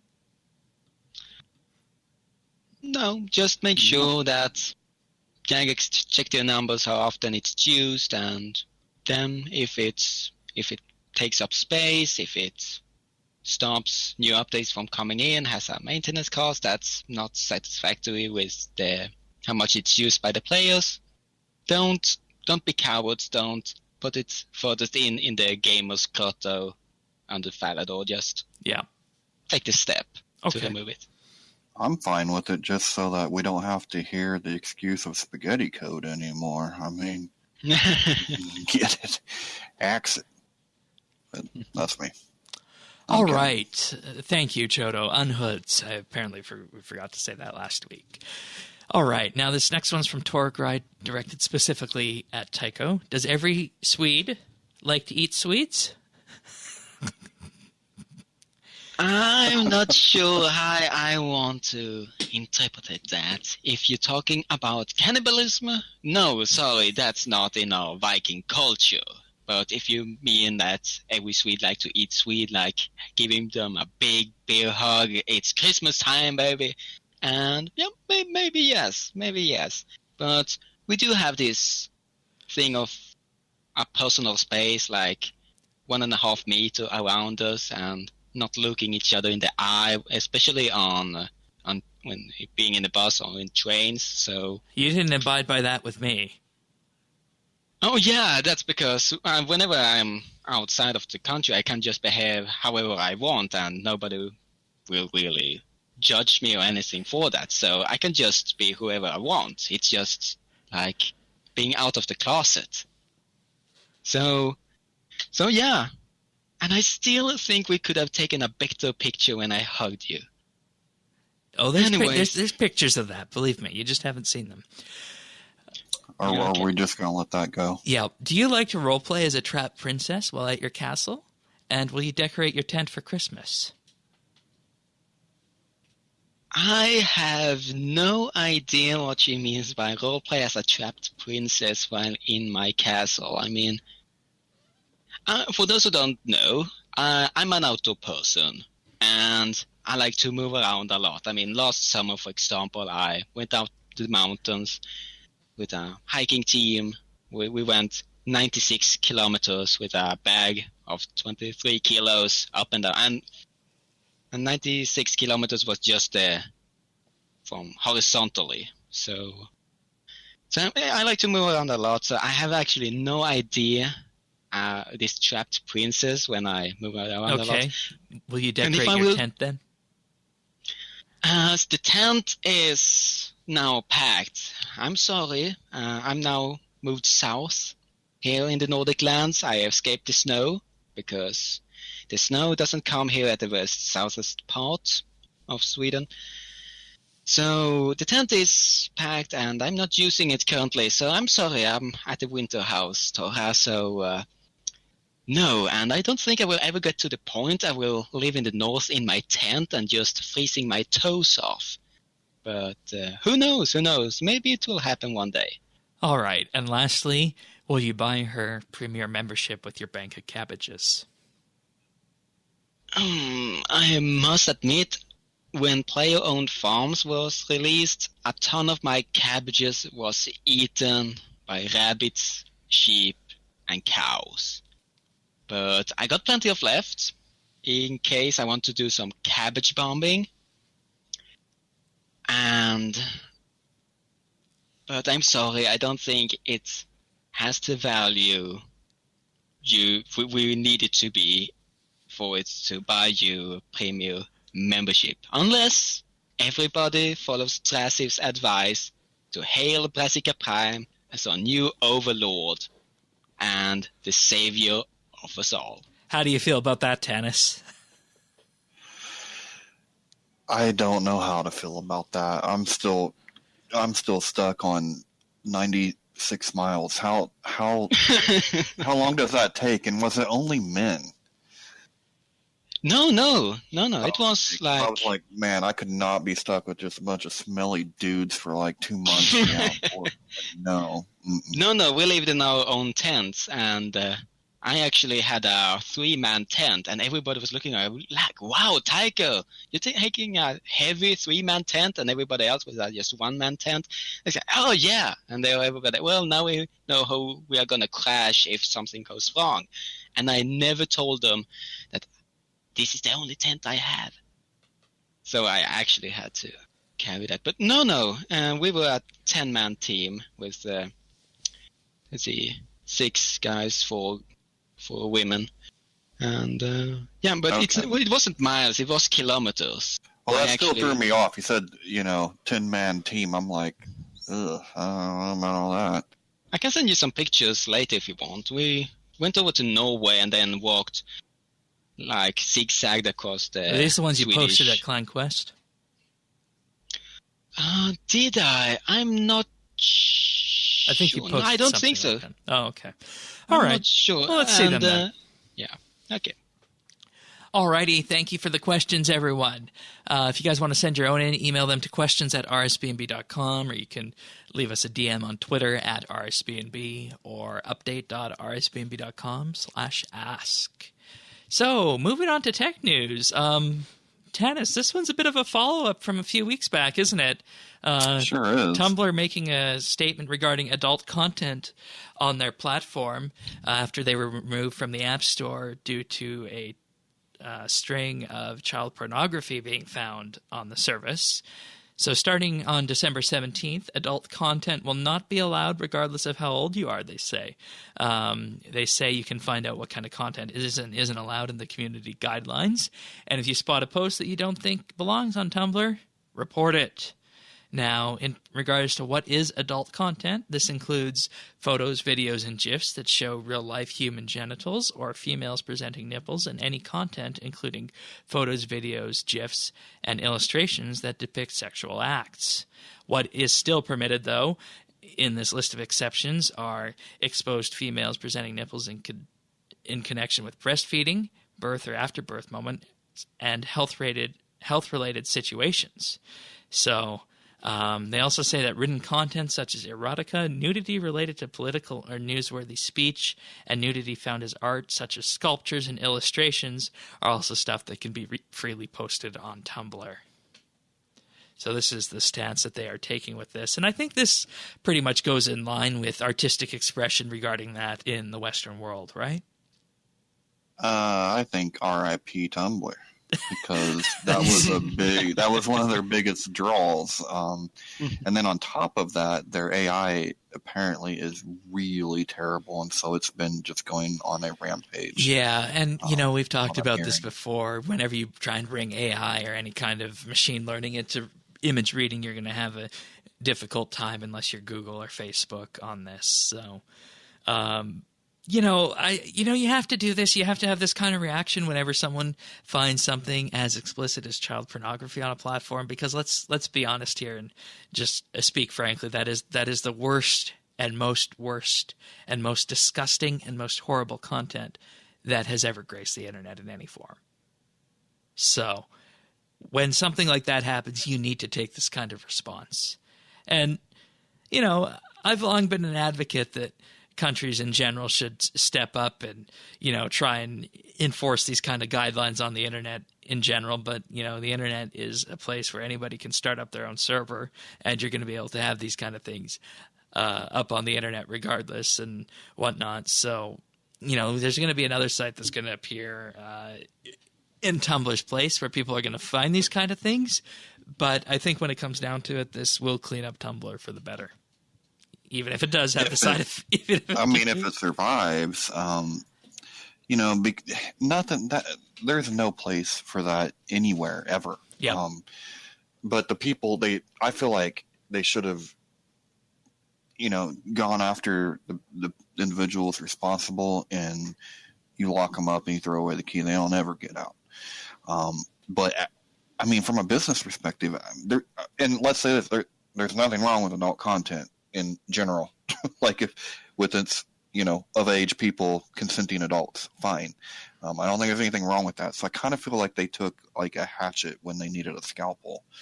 But then again, perception is a big thing, and they needed to be seen. And it's like what I said with the App Store in the beginning. Action. When you're dealing with an App Store, you need to take that kind of response to it. And there's also other kind of odd things that can crop up when it comes to that as well. And I mean, if we're going to take this same kind of look to nudity and whatnot, why don't we take this same kind of look to anti-Semitism too, right? Because that's rampant on these platforms. So that would be a good thing to look at going forward, I think, too. But then you start running into the free speech. And I don't know how it is over there, Shane, but in this country, even if you criticize like a governmental policy of Israel, then sometimes people will be labeled as anti-Semitic. Oh, I know. It's not true. I know.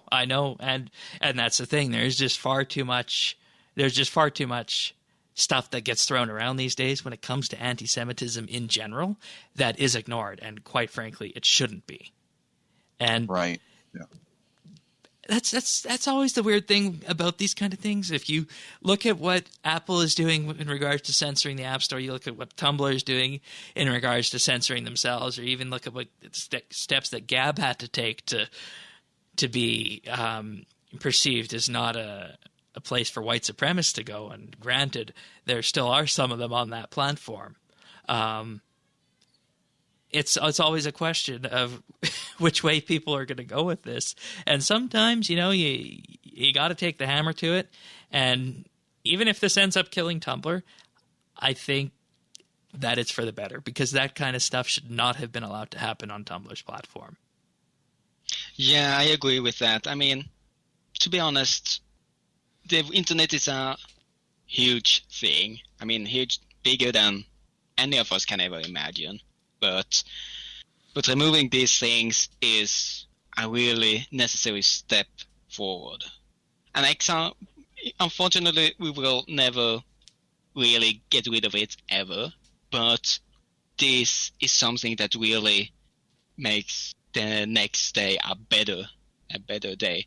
Another example I can take of this is that over here we have something we call the Zero Hero, which is that we're trying to have zero deaths related to traffic. And that is something that is incredibly hard to do, but we still try to go that extra mile to really get 1 year where nobody dies in traffic.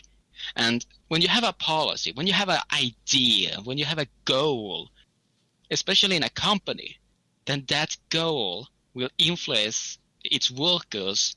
And especially when you come across things like this, that you're not allowed to have your app on the App Store. I mean, it's during those moments that what are we going to do? What do we want to do? That really shows. And you spoke about Apple, Shane, and you can see a difference between Apple and Tumblr. And it's during those moments where it's really important to stand where you want to be and where you want to go. Yeah.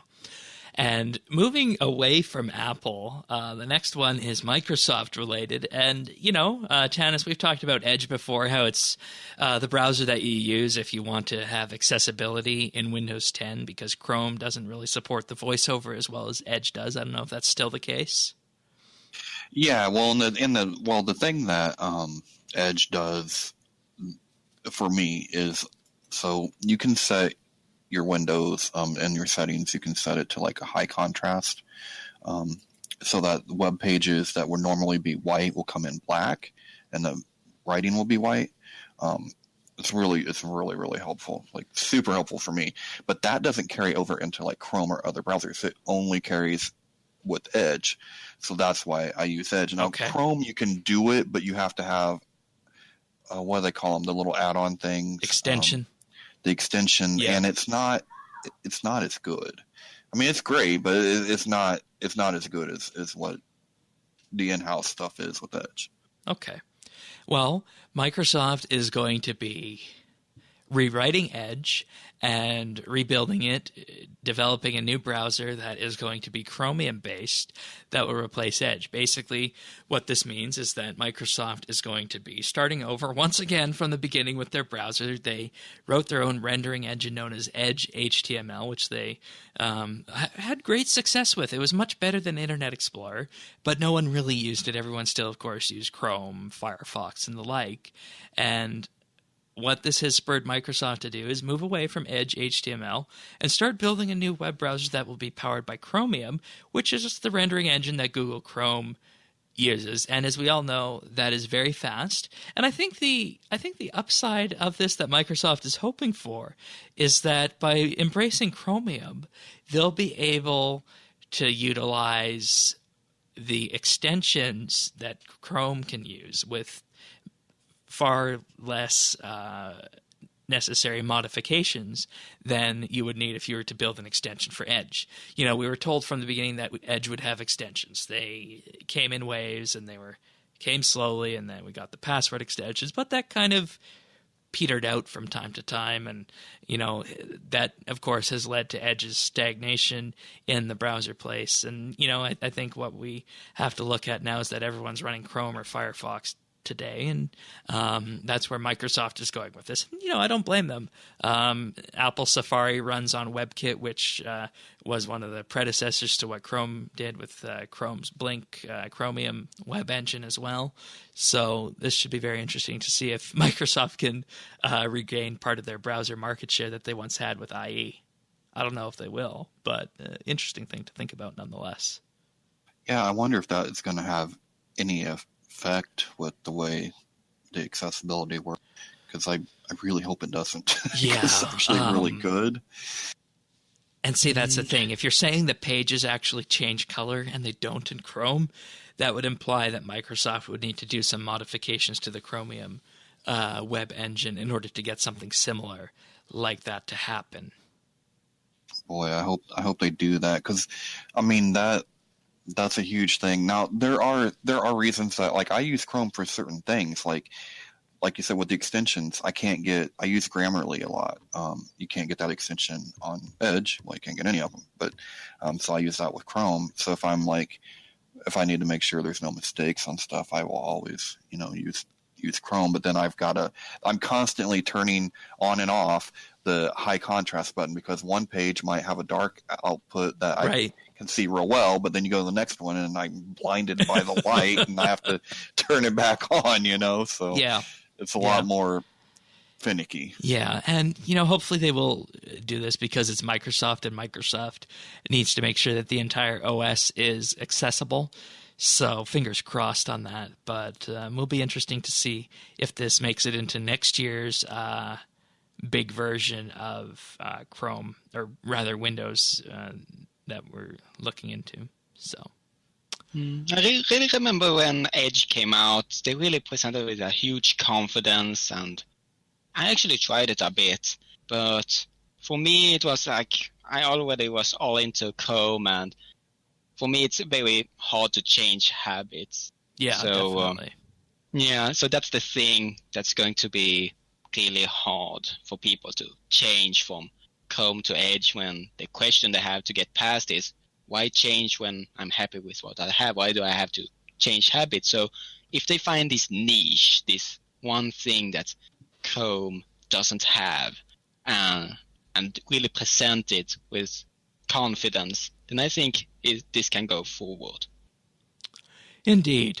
All right, next up, Fortnite. The game company behind it, Epic Games, is launching their own game store that claims to only take 12% of revenue from developers, whereas the more common revenue sharing split between folks like Steam and whatnot is 30-70.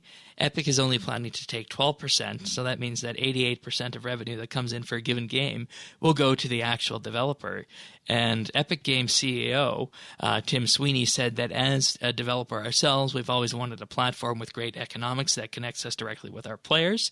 Thanks to the success of Fortnite, we now have this, and we're ready to share it with other developers. And you'll recall we had issues of this happening with the Android store, with the iOS store. Suffice to say, Epic hasn't been a good steward on these platforms before in terms of looking for ways out of their or rather to share that revenue from their microtransactions. They didn't want to share that all with Apple and Google, so they found ways around that, including sideloading the app on Android, which of course caused many people who played Fortnite to pick up versions of Fortnite on their Android devices, which had malware in them, which is not good when you consider particularly the player base of Fortnite is young people who might not be as aware of the technical and security implications of sideloading an app. And I guess the question going forward with this is we have Steam, we have Discord, and now we have Epic. We do. Yeah, and don't the other markets, they have that 10-cent thing, right? Yeah. Yeah. So, I mean, it's interesting to see. Steam is, of course, the big one. You guys see this going anywhere? I don't see it going anywhere. They're not going to knock it off. And isn't it kind of ironic that a free-to-play game is the one that's trying to develop a store like that? Good point. I mean, I don't think it's gonna knock everything around, but I think this is more of setting an example of that the developers needs to be paid. And sadly today, people want software and games for free. They don't want to pay. And that leads to game companies and developers alike to try to find a solution to that. And for some... it's a constant race to the bottom.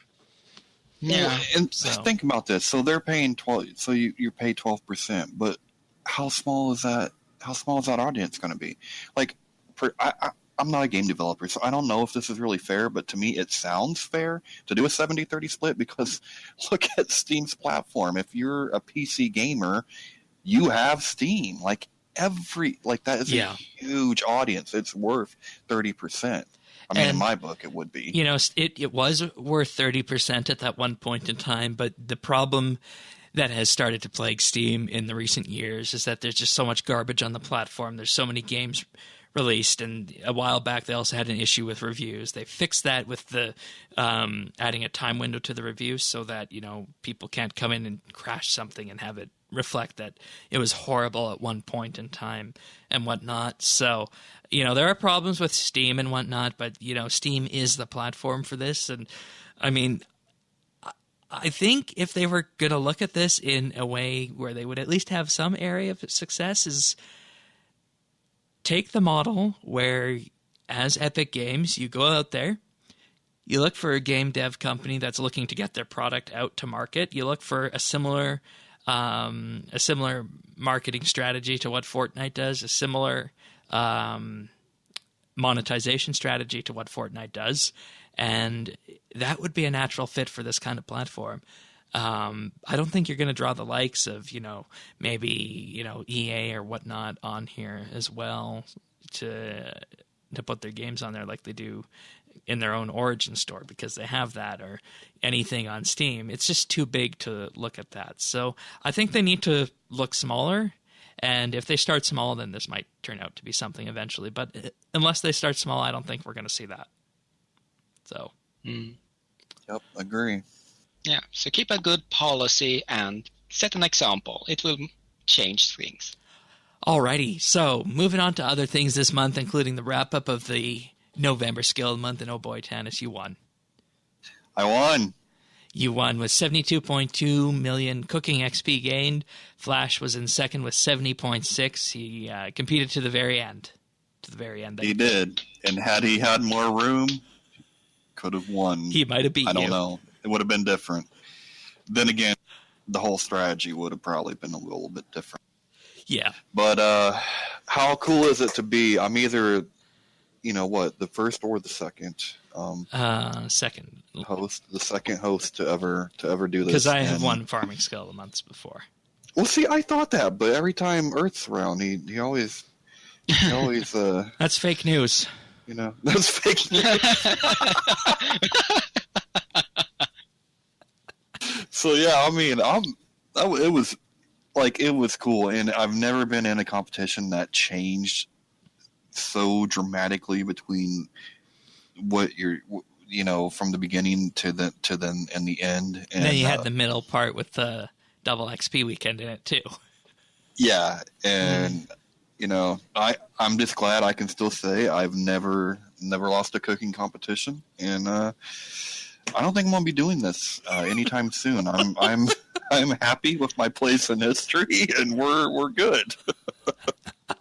Alrighty. Well, with that being said, apparently no one wanted to spend money for the December Skill of the Month construction.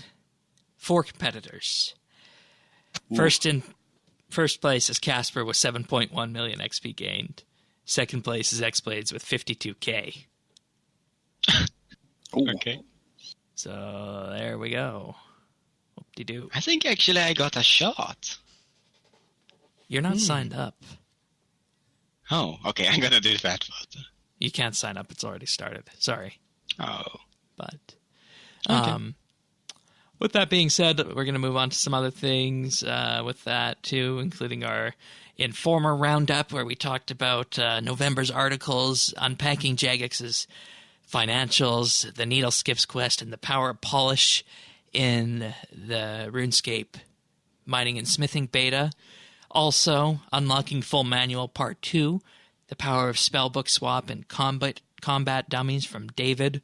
You can read all about that, and in particular how the action bars and whatnot all fit in and how it improves his combat experience and manual combat mode. And yes, you can even see in here what the dyed rune pouches have done to combat. So with that being said, head on over to read all this and more at informer.rsbnb.com. And I think that takes us nicely into some achievements this week. So starting off this week on December 5th, we have Thieves with 120 farming. Of course, I love announcing these 120 farming, so that's a very nice one. Next up was Diosceles with 99 smithing, Cool Banksy with 99 crafting, Darth Barth with 99 woodcutting, Ilnez with 120 constitution on December 4th, Derpalt New with 99 magic also on the 4th, Nunya Business 9 with 99 smithing on the 4th. Now moving on to the 3rd, we have Loving with 99 agility and Doc Hawk with 99 dungeoneering also on the 3rd. And I apparently accompanied him because he also got 99 dungeoneering on December 3rd this year. And Sexy with 120 ranged. Congratulations on the 2nd of December. VSS with a 120 invention. Also on that day. Congratulations. KJ Forward with 120 prayer on the 2nd of December. Torrid, 99 rune crafting. Congratulations. Ultradog, 177. 99 crafting. Jesse Pinkman, 200 million cooking XP on the 1st of December. That's Flash. Wow. Congratulations to you. You really made it there. And Rune Dragon with 99 mining, 1st of December, just before we get the whole skill reworked. Nicely done. Very good. Then we have Inez with 120 defense on November 30th. Isthmus with 120 dungeoneering on November 30th. Doc Hawk with 99 farming on the 30th. Diosceles with 99 mining on November 30th. Doc Hawk again with 99 herblore on November 29th. Cool Banksy with 99 fletching on the 29th. Nidhogg 1 with 99 smithing on November 29th. And Cool Banksy again with 99 hunter on November 29th. Nice achievements, everyone. Well done all around. Yeah. And Very poor good. Banksy, though, he's really burning his bank at the moment with crafting and fledging. And he was begging everybody in clan chat to buy uncut dragonstones for him. Ooh, those are costly. Yeah, they are. Maybe he drew And that's on too much of his GP, right? And that's a quick way of training crafting gems and whatnot, so that makes sense. Oh, yeah, but it burns money. Yeah. It Good job, burns. Banksy. All right. It burns. Tanis, I believe you have a pick for us. I do. I have been wanting to get this game for a few months, and me and my buddy have been talking about it. And after the Skill of the Month this month, I went and bought it because I was just like, I'm done, and I want to go chill out for a minute. And so the pick of the week this week is called Raft. It's a really simple game, but it's really fun. It's a survival type builder game. You find yourself essentially in the middle of the ocean. I'm going to guess it's the Pacific, but I mean, it could be anywhere. And you're on a 2x2 little piece of a raft, and you have a little plastic hook that you have pieced together with some rope, and you use that to try to collect trash that is in the ocean and help build up your raft. You go through things, building water purifier and, a grill and a fishing rod and, stuff so that you can cook and eat and drink. So your basic survival type stuff, but you also are building up your raft, and the ultimate goal is essentially to build like a radio receiver and antenna. If you have a couple of friends, like we did this with 3 of us, and we pretty much got through the game in a couple of days. But it's early access, so there's going to be more content added to it. And right now, like I said, it's only $20. I do recommend picking it up on sale, which there will be one coming up at the winter sale. So I would look for that to probably be discounted to at least 15, if not 10. But if you get it now, you're gonna save yourself some money, because I would imagine that this will go up in price once it hits a full-fledged release, because it's a really fun game, especially if you're with your friends. You can be on the same boat. And so, Shane, you're going to love this. Okay, this is really crazy. This is crazy, right?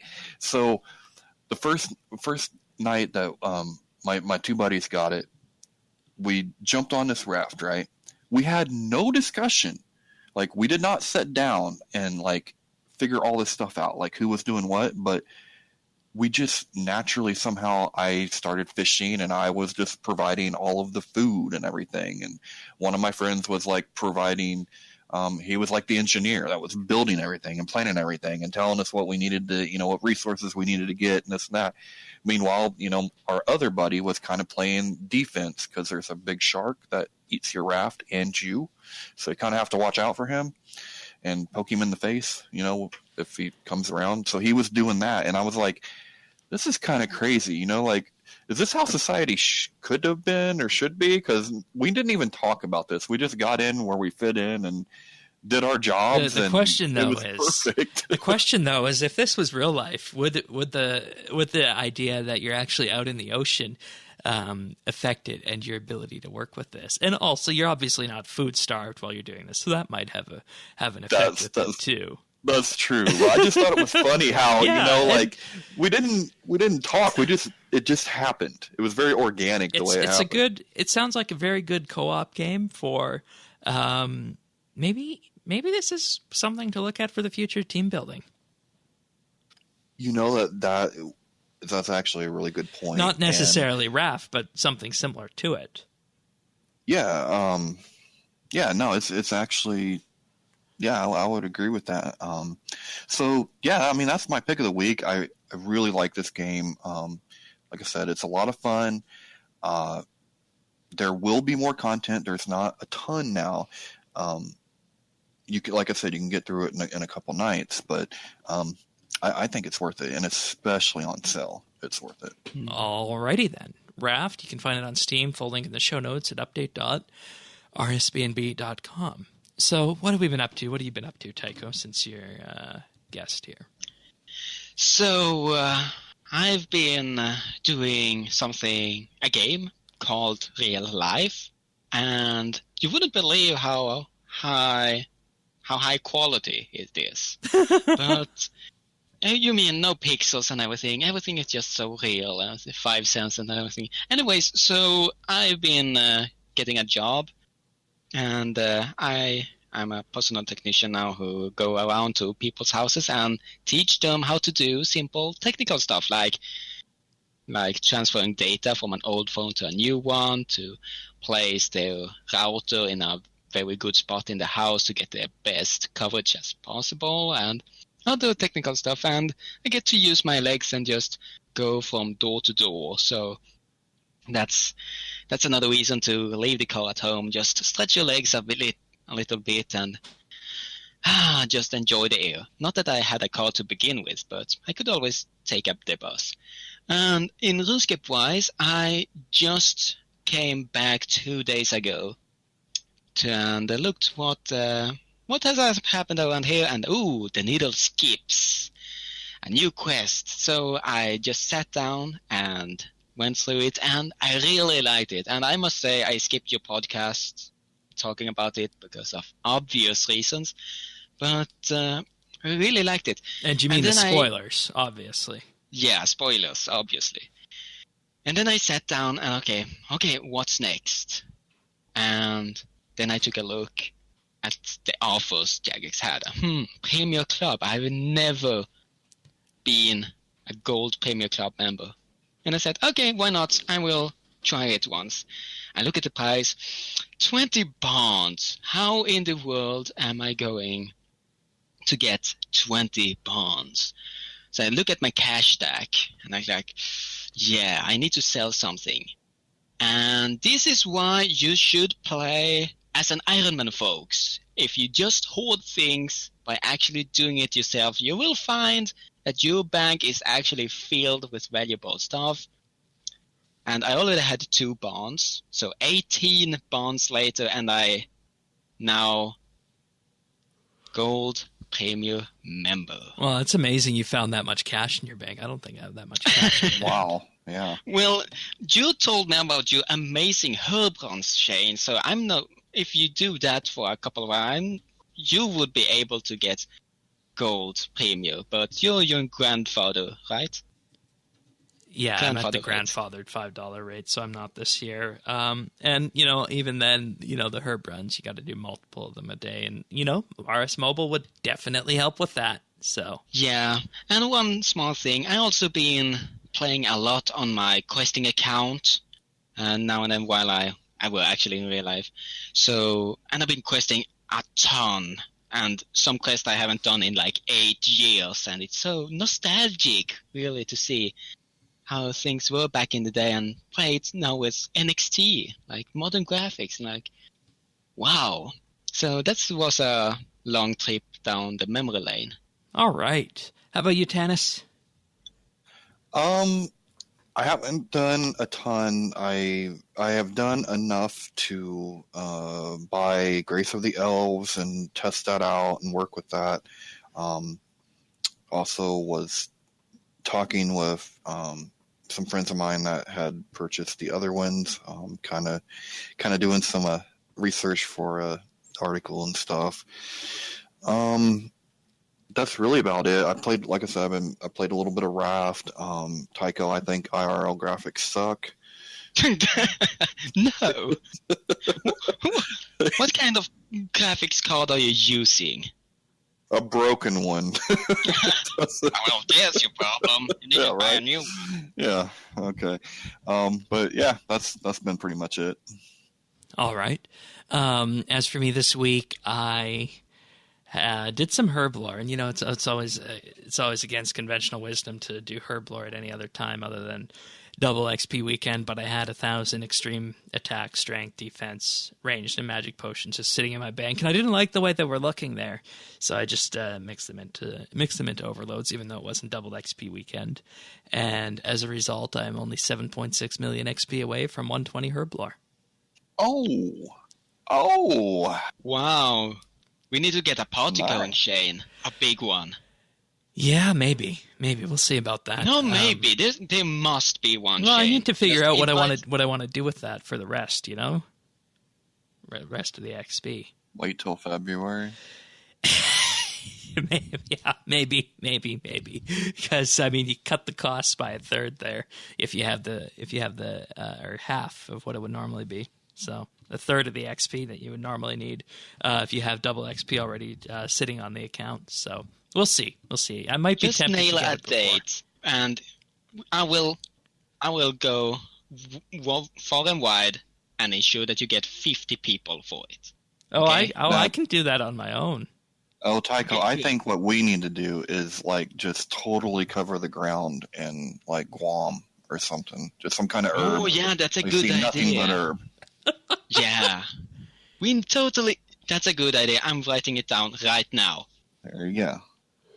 But Yeah. aside from that, just maintaining the farm, still doing that. A couple of clue scrolls along the way, well, more than a couple, few, when that came out. So not too much. Mainly just update prep this week and herb lore stuff. And I will say that the cheapest super potion or extreme potion to make is the super anti-fire, because you just buy the anti-fire.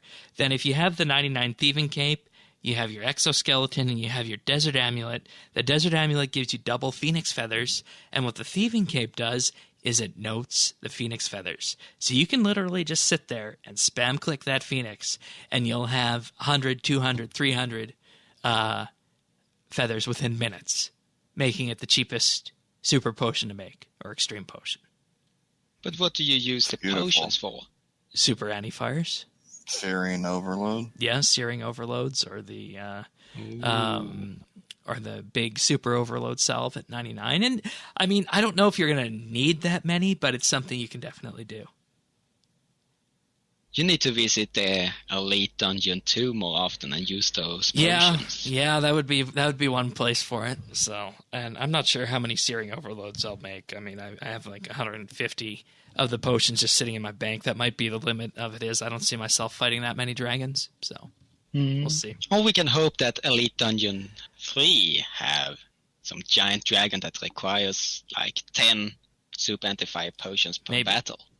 Maybe. Anyways, with that being said, I think that's it for this episode of RSBANDB Update. We'll see you guys next week for the penultimate episode of 2018, RuneScape content-wise. If you guys want to join us in-game, you can find us at Friends Chat, BitsBytes. You can also join our Discord at rsbnb.com/discord. And, of course, full show notes and whatnot can be found at update.rsbnb.com. With that being said, we'll see you next week, everyone. Take care. Take care. Goodbye!